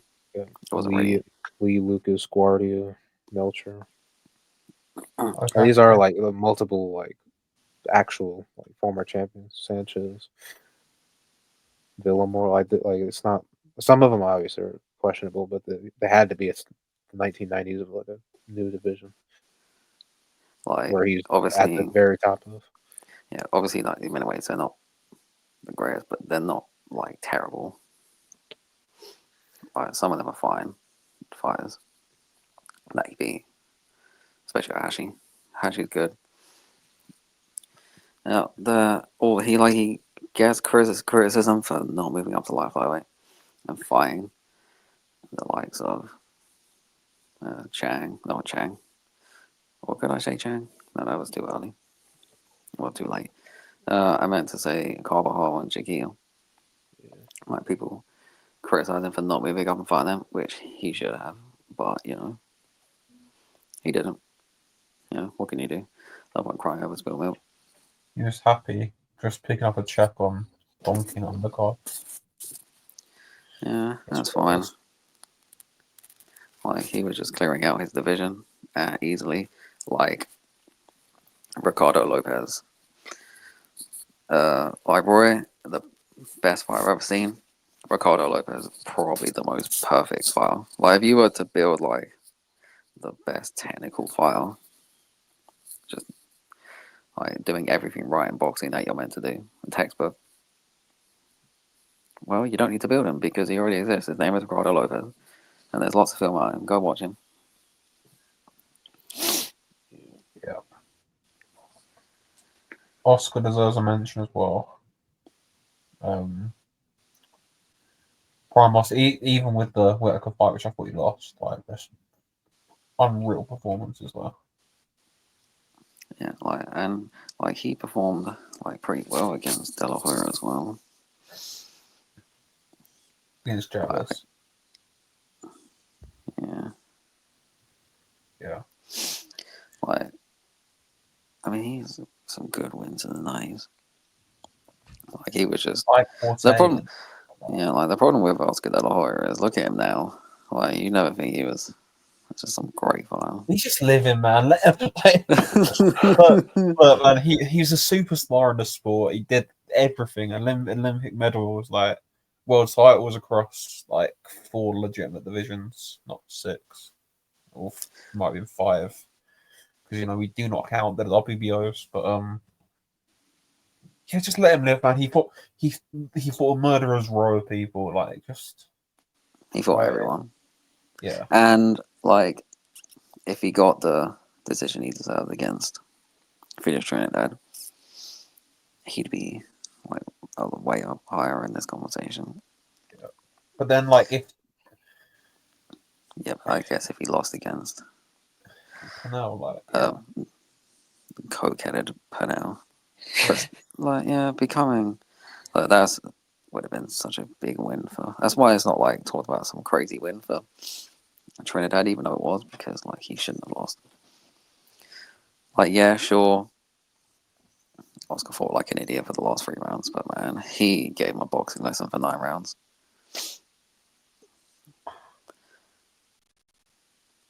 Like, at the very least, he lost 2 of the first 9 rounds, and you give Trinidad the last 3, he's losing 7-5. That's it. That's the most generous you can be. But yeah, whatever.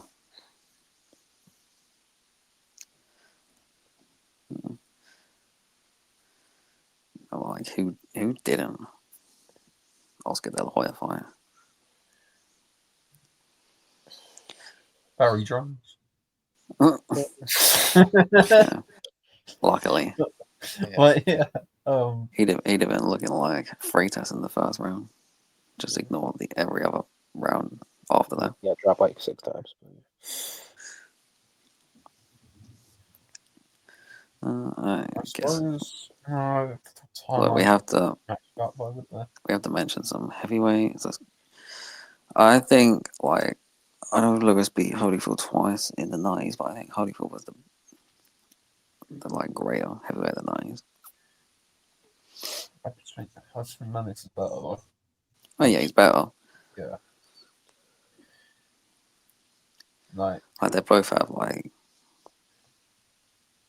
really good.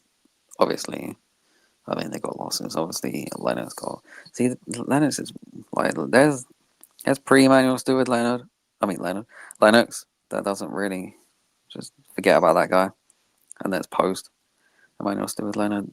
That's the guy you should be. So there's Lennox with dreads, and then there's Lennox with the flat top. Yeah, like Buster Douglas, George Foreman, Bert Cooper, Larry Holmes, Alex Stewart, Riddick Bowe, Ray Mercer, Mike Tyson twice, Michael Moore, and that's it. Even if one of the John Ruiz fights was in the 90s, I wouldn't even mention it. They were so bad. he should have won a title. You mentioned. Yeah, and he should have beat Valuev. Yeah. Which of course is irrelevant, so I don't know why I mentioned it, but yeah, like, Well, you know, it needs to be mentioned. Yeah, not in the 90s, but yeah. Like, I mean, like Lennox Lewis, like, you know, Acacio, Gary Mason, Mike Weaver, Tyrell Biggs, Razor Ruddock, Tony Tucker, Frank Bruno. Obviously, you got Chinbai McCool, beat Tommy Morrison, had his best fight against Ray Mercer. Beat Oliver McCool in the rematch. I'm not even going to mention the Akin Wande fight. That's a terrible fight. Andrew Gallar, Shannon Briggs. Got absolutely robbed blind against Holyfield in the first fight, then beat him in the rematch. And then, the rematch was closer. The rematch, he fought such a stupid fight in the rematch. He just tried to knock him out. Yeah. Because he didn't want it to, and he fought so bad. Like, he still won, but it was so bad. Like a couple times in there. It was just a terrible game plan. I was like, oh yeah, damn, I can't let us go to the judges' scorecards considering what happened in the first fight. He fought like an idiot. But in his defense, I mean, like, yeah, like in his defense, he was fighting a much better Andy Holyfield, who was much more prepared for the size. Although I would have expected that Holyfield would have thought that Lewis would have boxed. So he was like, oh, this guy's coming here to be an idiot, try and knock me out. Oh, brilliant. I'll take that. Yeah. Again, like the 80s, it's a bunch of great names.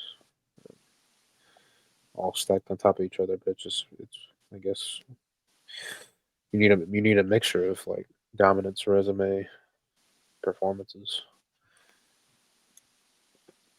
I guess a little bit of longevity in there too.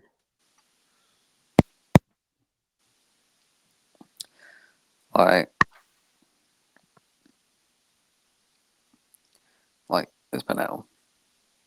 but It's Penel or Roy. like it's Penel, but Roy's so good, man. Like when you're that good, it's just hard to overlook you. But like Penel has better wins.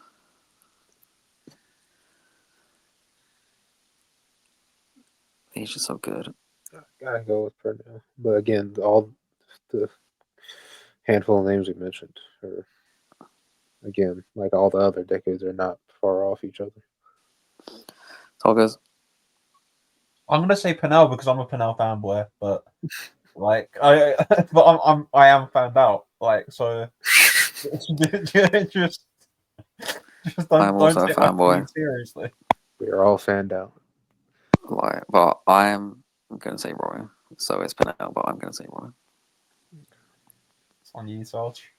No, I say it's, No, he's already it's said. really it's So really that's close. Penel Like I'm not mad at It's Penel via split decision. it. We finally managed to get a couple of split decisions against Chavez and people. But yeah, It would have been unanimous. our fighter of the decade in the 90s is Penel Whitaker. What a fighter. What a fighter. The 2000s, very weird time. I think it's a 2-horse race, that's being honest. And I think it's one out of 2 fighters that fought each other in the next decade. And I Like, think see, the thing with like they're always gonna go together, aren't they? Like when you mention Mayweather, you have to mention Pacquiao. When you mention Pacquiao, you have to mention Mayweather. Like it is them two. Like it's one of them two.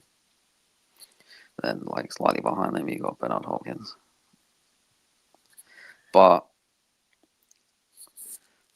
like, I don't think this one's that close. To be honest, I'm not gonna lie. Like Floyd had like a great 2000, and yeah, he didn't take any losses. Pacquiao took some losses, but like Pacquiao lost. I mean, Pacquiao's wins in the double O's are just insane. you took one loss in the 2000s to Morales. Yeah, and he avenged it twice. Like, just that run after Morales. Between Morales and Bradley. Like, what?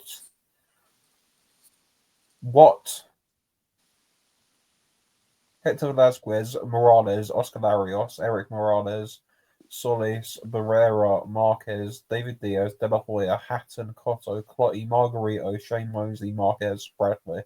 What? Like, what? Well. I know some of those were in like the 2010s. Some of those don't count. Yeah, I know.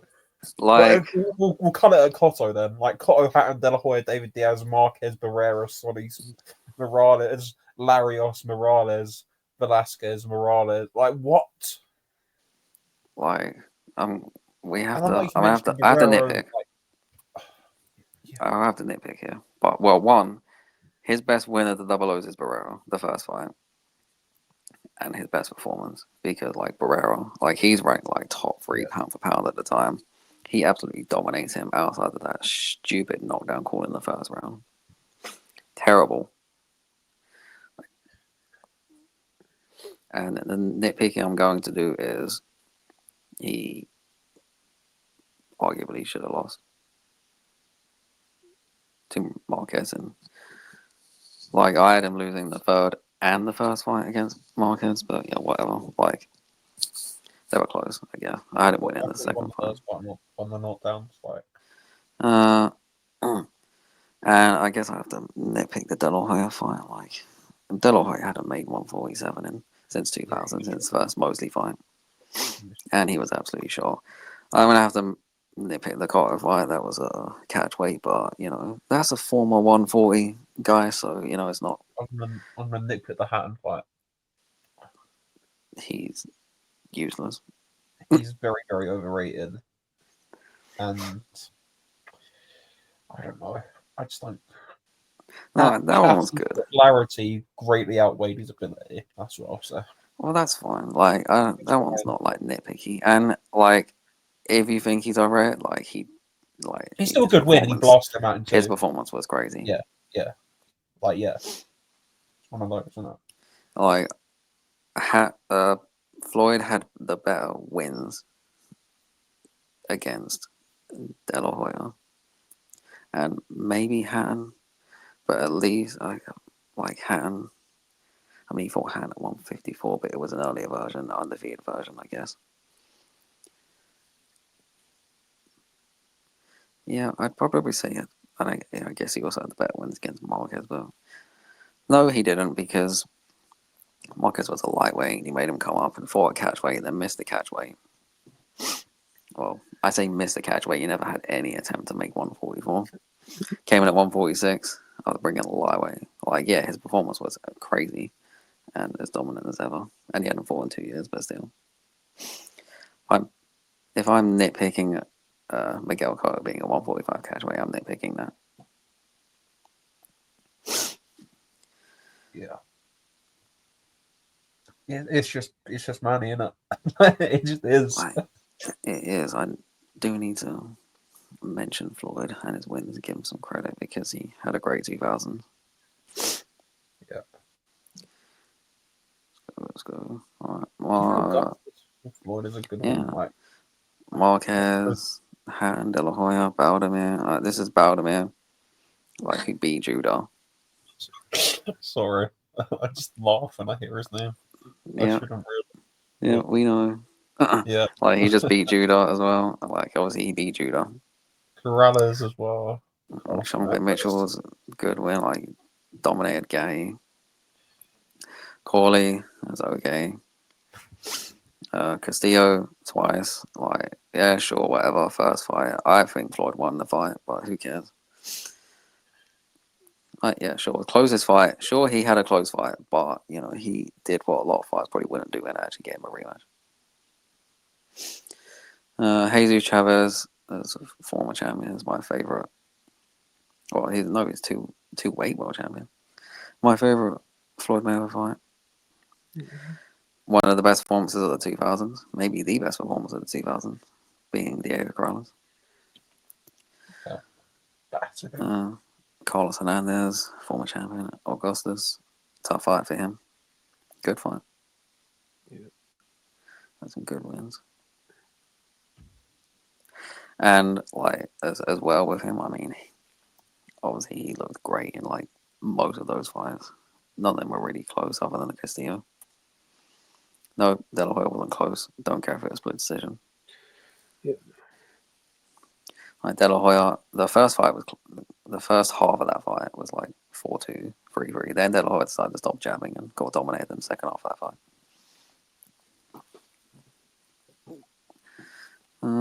Like, yeah, it's Pacquiao, but I'm gonna have to mention Bernard Hopkins just because. Longevity. Dominance. And he's bloody 500 years old. Yeah. Yeah, I guess being Eccles, I entered the decade of being Antoine Eccles. Oh. All right, unified against Keith Holmes. I've had one of the best performances of the 2000 against Phoenix Trinidad, where he was a massive underdog in that fight. He stopped Oscar De La Hoya, even though Oscar De La Hoya shouldn't even have been in that fight because he lost to Felix Sturm. He lost to Jermaine Taylor. He beat Tarver, beat Winky, beat Pavlik. He was a massive underdog in that fight. Beat Roy Jones, which, who cares about that? Lost to Joe Kawasaki. For some reason, those people seem to think he won that fight. I do not. I think it was very, very close and could have gone either way. It was just a terrible fight. That's pretty much all it was. It was a terrible fight. Gonna have to mention the Mexicans, aren't we? The trio: Marquez, Barrera, Morales. Three of the greats. Yeah. mention we mentioned Kawasaki as well, but Kawasaki's got like 4 very good wins, and that's it. That's the thing. Like, Well, like in his defense, I mean, his win against Kessler was like great. Was a great win. yeah, like, but then like, I struggle to put somebody in that tier of all time great when you're waiting till your mid-30s to actually fight a top level guy. Yeah, like he did. He had 2 great wins in the 2000s. That was Hopkins and Kessler. Yeah. And then he had lots of like good, like Brewer's good, like Mitchell's good. Mario Viet Lacey. twice, Robin Reed. Yeah, like Lacey was good, but you know, didn't age very well. Like Beaker's good.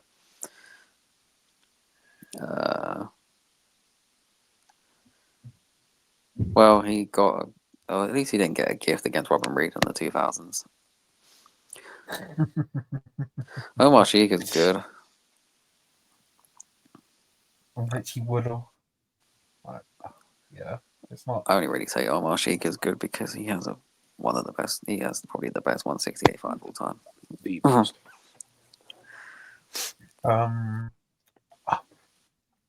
Do we give Costa a mention? We give him a mention, but he's nowhere near it. Just for that Judah fight, if anything. We have to give Who else? Larson out Judah like that. Unbeaten Judah. Klitschko's gonna get a mention because like you can't even really do that really. The amount he lost in 2000s, like, but yeah, it's just Pacquiao. It just is Pacquiao, isn't it? Yeah. Yeah. Like, even if Mayweather was maybe better, like he just didn't have that run. Yeah, like, look, I have no doubts that Mayweather's better fighter. Like, if they fight in their prime, Floyd Mayweather wins. But, like, I'm not the even wins mentioning that. Pacquiao winning an IBF title like in 2000, by the way. Yeah. How mad that is! Like, yeah, it's just the depth. That 10 years was just ridiculous. Yeah, the quality of wins that Pacquiao had in the 2000s was in a league of its own.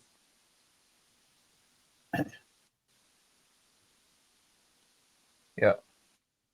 So our fighter over the decade for the 2000s is Manny Pacquiao.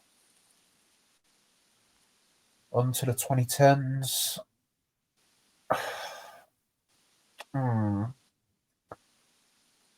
This is weird.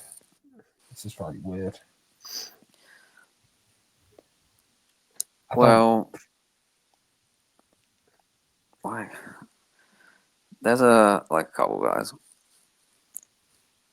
Like, obviously, like Floyd Mayweather has to be there, even though he didn't fight in half a decade. But that's fine because That's the discussion against him is that he didn't even fight that much in there. yeah, but neither did Sugar Ray Leonard.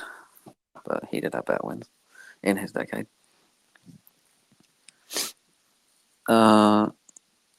Like beat Mosley, Cole, Maidana, Canelo, Pacquiao.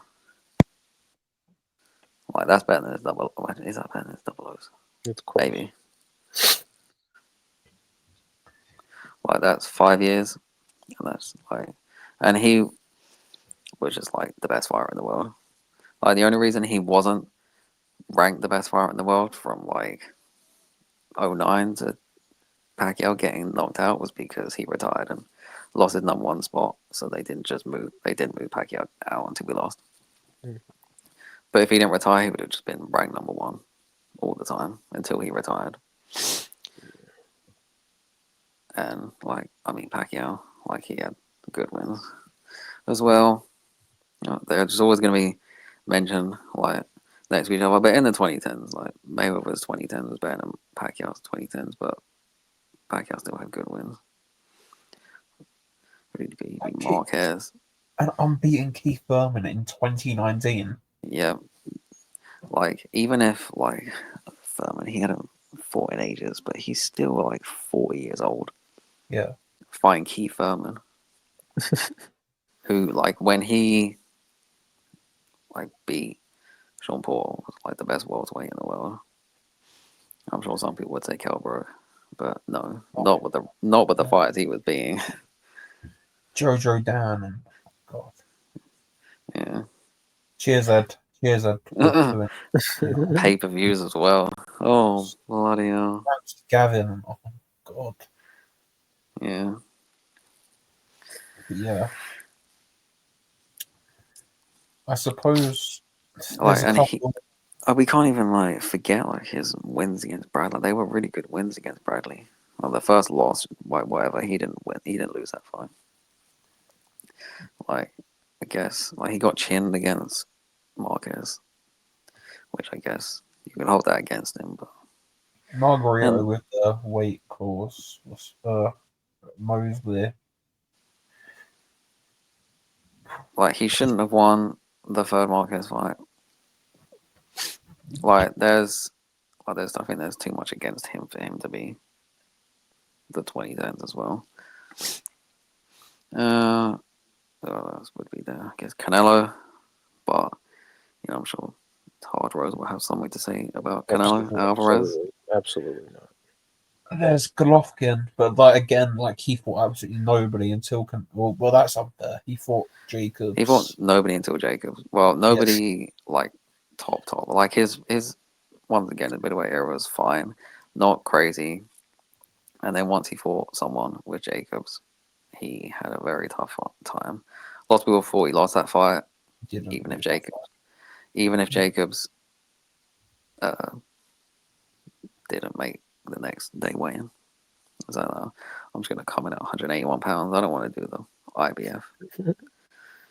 And like a lot of it with Golovkin, it was either guys coming up, like cheers Ed for ruining Kelv. Cheers, and then it's like another one. It's like the decisions. If he gets both Canelo wins, there's that drastically changes how people view him. Yeah, like he should have got the first win. Like the second fight. Well, originally I had Golovkin winning, but now I just have Canelo winning. But whatever, that was a close fight. Could have gone either way. And even like Derevinchenko, that's a good win, even though I didn't think he won. But you know, it's still close. Yeah. Well, you know, my favorite, Andre Ward. You have to do that somehow. Look, we share a birthday. He And the first match and he absolutely dominated. Yeah, one of the best performances of the decade.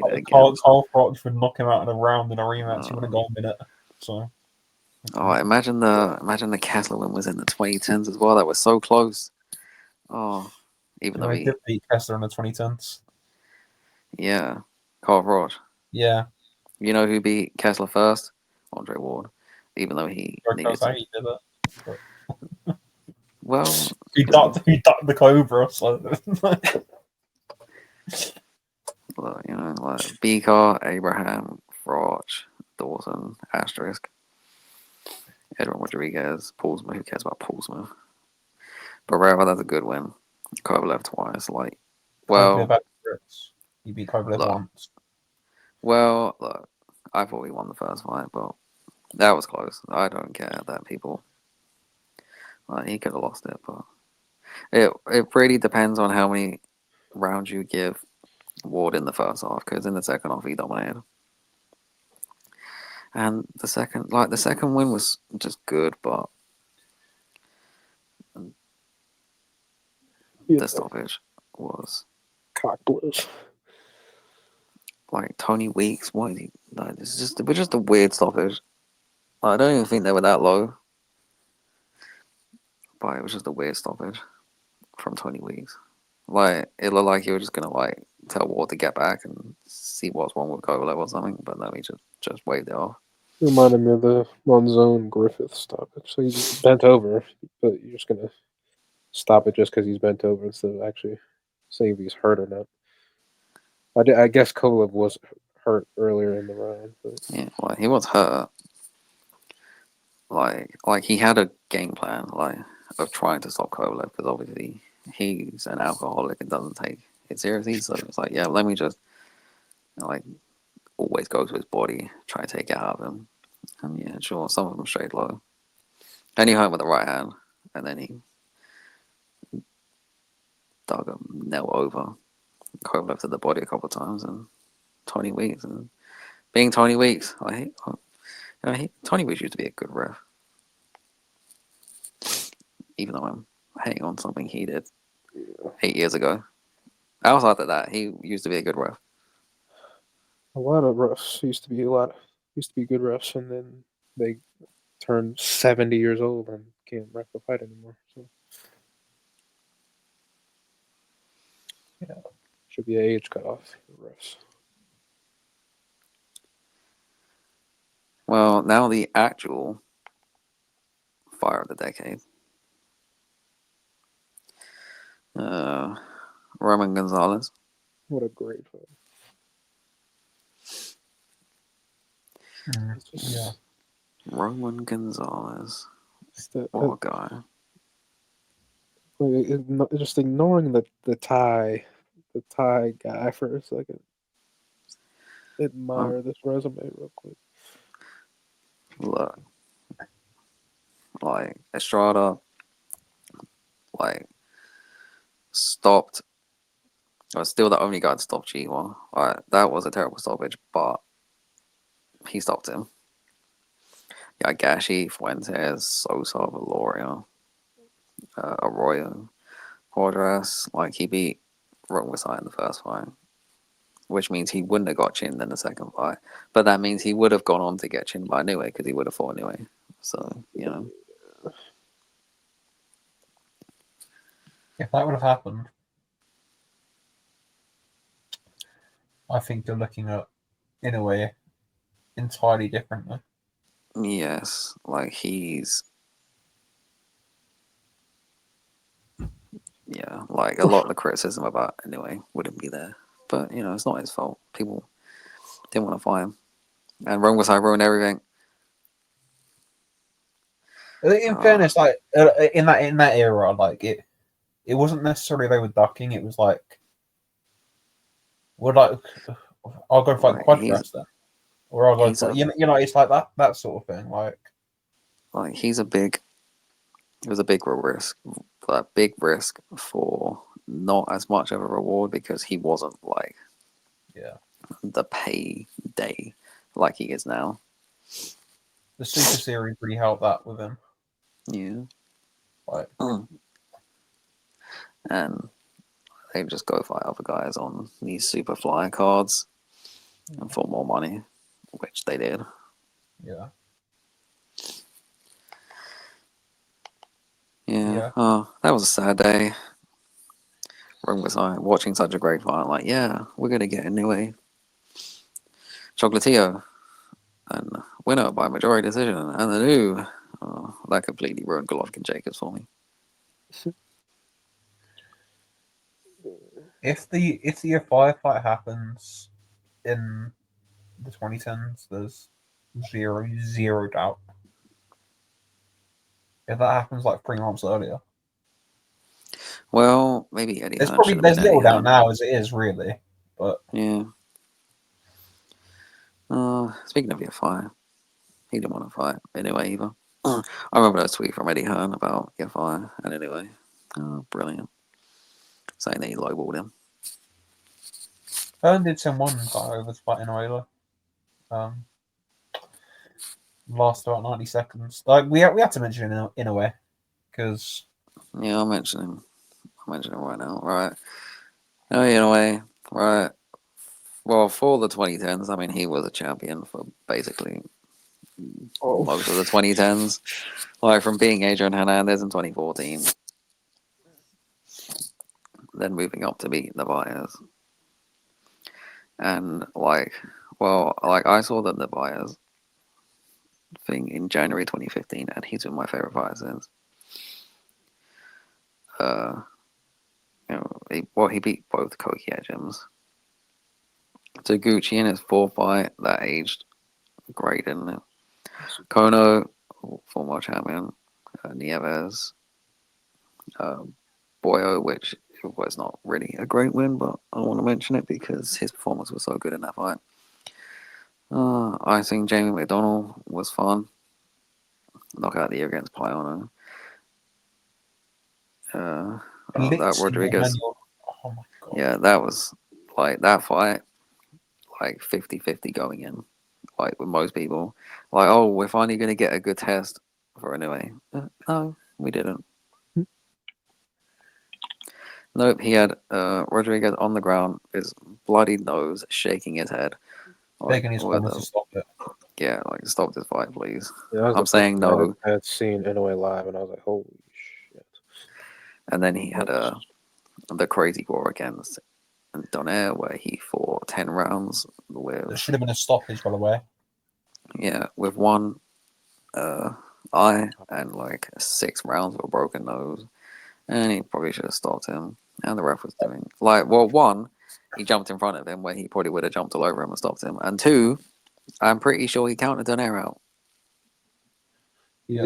I think he started at 1. I think when Donaire finally did go down, it just didn't start when See, he like turned if he around. picked up the count like he should have. Like if you hear the timekeeper, you'll hear him say 10. Like he should have picked up the count. Well, yeah, no, like the And count I'm still on the side, the convinced. count on the side was at like 4 when the ref actually started the count. It was just Like I'm still convinced the referee actually counted him out. no, I It's just think stupid, he but- just started the count to like I think he started with an Like- early number, like when it was way Like past. you even like hear like Darren Barker going, oh, like because he counted him out. And then, but in his defense, he landed that left hook later in the round to save him. Otherwise, he would have got stopped. Who was there? I guess we have to mention him. Terence Crawford. Terence Crawford, exceptional fighter, but Like some people like overrate his resume. Other people like underrate. Like it's fine. Like what in the 2010s, like pre It's good, but does like he have 2 wins better than Pacquiao Thurman? Just in general. with context. I don't know. I guess Spence. Spencer maybe maximum, but I'd even still like no. With context. Like Paul a good win as well. Postal was okay. Like I don't know. Like He's an exceptional fighter. Postal's is good. His best win in the 2010s. Like he has like some good fighters on his resume in the 2010s. They're just like there's no crazy wins. Like Ricky Burns, like he's good, even though he is the worst 3 division champion ever. Like, look, putting on the performance he did against Prescott, like, I mean, that was impressive at the time, especially after Prescott. What he did to Amir Khan. Like, I mean, he beat a good Gamboa, unlike what everyone else did recently. Yeah. Like everyone else that, like, Javonte Davis take him 12 rounds to beat a 29 Gamboa. Haney going the distance with him, and Cruz beating a 700-year-old Gamboa in 2022. Even going 5 rounds with a Gamboa in 2022 is crazy. Yeah. Like Beltran's good win. Like that was, I'm pretty sure they were the top 2 or something Okay, in the division. he has good wins. He has no. I'm not gonna lie. He has no business in this conversation. For the Post was a best good win. across this stretch of 10 years, he has no Like seat at the table for this.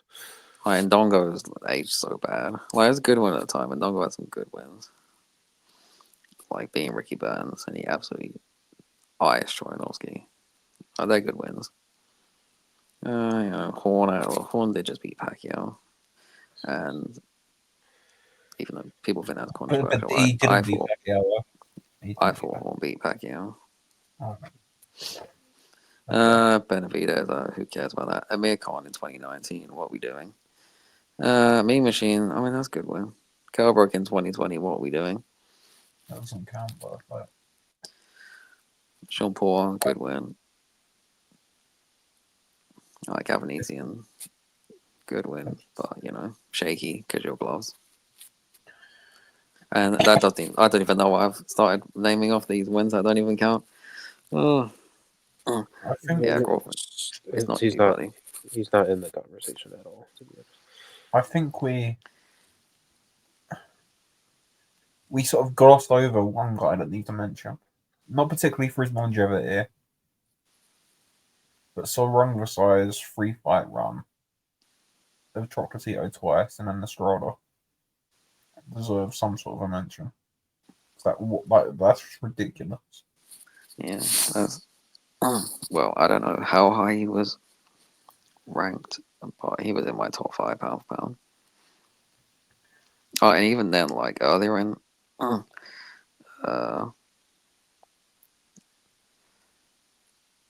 maybe Saito to become a champion first, and he was like coming on against Quadras before the Clash of Heads. Like, it looked like he was going to go on to win that fight. And well, speaking of other super flyweights, I think we should give Estrada a little mention. Yeah, Estrada, obviously. Because, he gave Chocolatito a tough fight in their first fight. Valoria, Malindo, Segura, Hernan Marquez, Quadras, and absolutely schooled an idiot Rizaket in their rematch because he wanted to fight Orthodox for 10 rounds. And like that first Rongmasai fight could have gone either way as well. Yeah. Oh, that's some I good wins. thought Rongmasai won it though. Like that was fair, I thought. But yeah, it was close. And it was a good fight. Yeah. Yeah. And they like tried to screw him with the Quadras announcement at the end. The Sky commentary is funny because they were just glazing him and acting like he'd won every round, and then they were just dumbfounded that Quadras got the decision. And then like, oh, it's a mistake. Estrada won the fight. Oh, brilliant. He wasn't there for the 2010s. Who am I forgetting? I'm definitely forgetting someone. Usyk. Oh, did we not even mention Usyk? I don't think so. I am a disgrace. I apologize. I am an absolute disgrace. He should have been like the 4th guy I mentioned after Chocolatito. Right. Yeah. Let's look at maybe the best 4-year stretch of the decade. So he beats Gaiaki to win the title, stops in tuning, beats Michael Hunter, then he stops him in the final round, stops Michael Huck. We're in the Super Series right now. One of the best fights of the year of the division's history against Bradis. One of the best performances of the decade against Gassiev. It gives everyone a slightly early Christmas present by chinning Tony Bellew. I'm still high. Oh, thank you. He's the fighter. Him and Adonis Stevenson are the 2 of my favorite fighters ever. Just for that. Right, I thought of someone while I was doing this, and I completely forgot who it was. I was meant to mention someone else. Right, that's like great. Well, not great, but quality win after quality win. Like Gassiev and Bradis, they're like 2 top 5 cruiserweights ever. Huck is a top 10 cruiserweight ever, probably, but I mean, it wasn't like a prime Hawk in like 2013, but it's still good. Like Hunter, that aged a bit well, and then it's aged a bit less well, but who cares? Like Chunu should have been a world champion, and you know, Glowacki, like he was not I'm going highly to say ranked. something Foul here. to death. Yes. I'm going to say something here, and you're going to hate me for it. And if people are listening, they're going to hate me for it. I don't like this person. I think he's an idiot. But beating Klitschko and getting robbed against Wilder puts you in the conversation. They're the two other best heavyweights of the 2010s. I don't like saying that, but it's true. I just want to like take. I just want to take your neck. Okay. He beat two of the best heavyweights of the 2010s. He's again. No, he's not in the conversation. He beat the two best heavyweights of the 2010s. I don't care. I don't care. I've been told you've got to mention the Glamour division. I mentioned the Glamour division. I hate that. I hate that idea. Like, it applies for some of those divisions, like the 80s and 90s. It doesn't apply in the century. It doesn't. He beat the two By best mentioning the Glamour divisions, I would have mentioned Vladimir Klitschko in this case for beating I don't know, Eddie Chambers, Samuel Peter, David Hay, Alexander Povetkin, and Kubrat Pulev. No, we're not mentioning. We're mentioning the best fighters ever, and we've somehow mentioned Kubrat Pulev this episode. Yeah, that's why. Because we're talking about the best fighters ever. We're not talking about Tyson Fury, please. You've got one suit wins. You don't. You actually don't. They're very good wins, and the two best heavyweights of that decade, other than Fury. Even though I don't like him. Well, not necessarily. Like some people might say Anthony Joshua's better than Those people be wrong. Deontay Wilder. Those people be wrong. So it doesn't matter. Well, he had better wins than Deontay Wilder in that decade. One better win. Maybe two. But I don't know. Wilder would have chinned him. Yeah, he would have, but that doesn't matter. Head to head is not a thing. Otherwise, you know, Floyd would have been the best of the 2000s. And Roy Jones would have been the best in the 90s.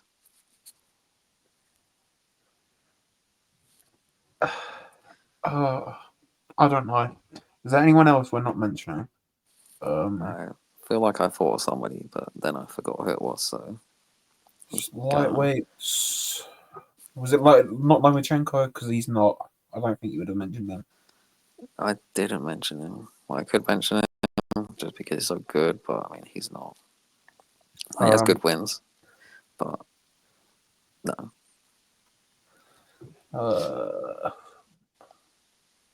There's not. Froch was on a good run. Still love you, Froch. There's no one else really. I think we covered everybody. It's a weird era. It's a weird era, the 2010s. It was sort of a transitional phase for the sport, really. Because it was a little bit of a low, I think. Like you had the early 2010s. You had like, I suppose it's like this for every decade, but Oh, that's it. That is who it was. Donaire. That's who it was.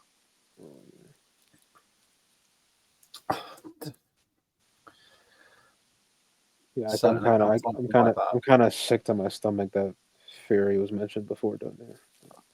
That is who it was. That is definitely That's actually disgusting. I got told we had to mention heavyweights. So. I don't. That just doesn't apply for this. That like 2011 Donaire. I am Vince McMahon. Okay. Meme. certain Montiel. accounts aren't gonna like that, but Montiel. Yeah, well, Vasquez. this certain account who I know you're going to be listening. You jackass. Right, we got Hernan Marquez, Sidorenko, Montiel. Man, that Montiel one was so good. Narvaez, I mean, he looked terrible against Narvaez. Vasquez, good win. Mafabula, good win. Nishioka, good win. Absolutely iced. I'll say. Stop Darchinian, even though he was losing that fight. But yeah. And even then, Ryan like, Burnett, comes back. Yeah, comes back, beats Ryan Burnett, gives Inoue, like, his toughest fight he'll probably ever have in his career. Probably, maybe. Depending on who he fights in the higher weights. yeah. You I know, mean, that's good. Donaire like- needed to be mentioned more than a couple fighters we did. Like, losing against a generational performance against Rico, that's fine. And even then, you still knocked him down.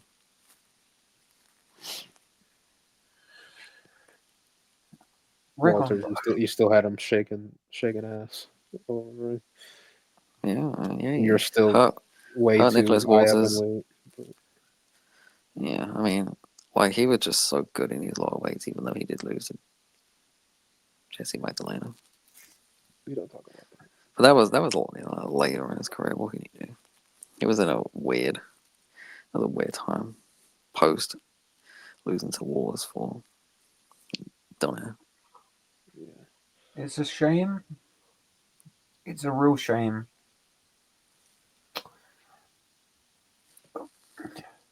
Beterbiev's 10-year run from Cloud to Bivol 1 would have seen him in, but it's just straddled. Like, the Fosdick win was brilliant. Hot Rod was brilliant. Like,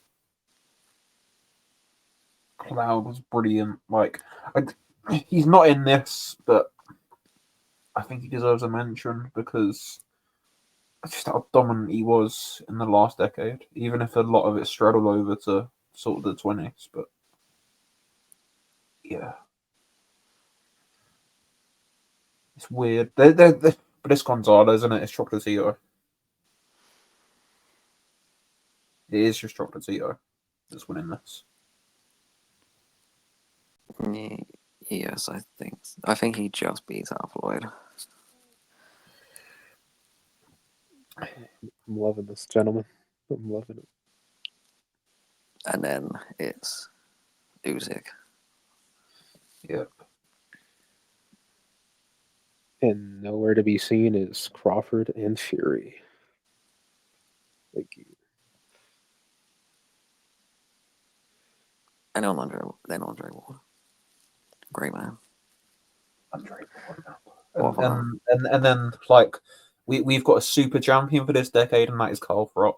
So we're doing a WBA thing and installing a super champion, and that is Carl Froch. I'm definitely not a fanboy of him, so you know. Yeah, definitely not. Definitely not But an yeah, orange. our fighter for the year, or the fighter of the decade.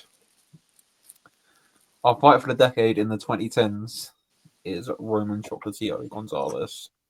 And I should have written these down, so I could list them out now. I'll do that. Yeah, we got 1950s, Sugar Robinson. 1960s was Emil Griffith. 1970s, Muhammad Ali. 1980s was Sugar Ray Leonard. 1990s was Pernell Whitaker. 2000s was Manny Pacquiao. 2010s was Roman Chocolatito Gonzalez. Yep. I wonder who it's going to be when this decade's over. In a way. Yeah, Usyk again. Well, not again, but Usyk. It'll be in a way Bivol or Usyk. Yeah, so Usyk will have that same like Leonard thing where he's not going to fight for the full decade, but the wins are just going to be an overwhelming. Like, he's going to stop Dubois again. Usyk's got 3 good wins this decade. No, actually 4. I'll give him 4. I'll give him 4. You've got to give him 4. No, I'm giving him 5. I'll give him he's 4. Chisora 5. Fury, Fury Dubois. Why do you that's hate on that's names AJ so much?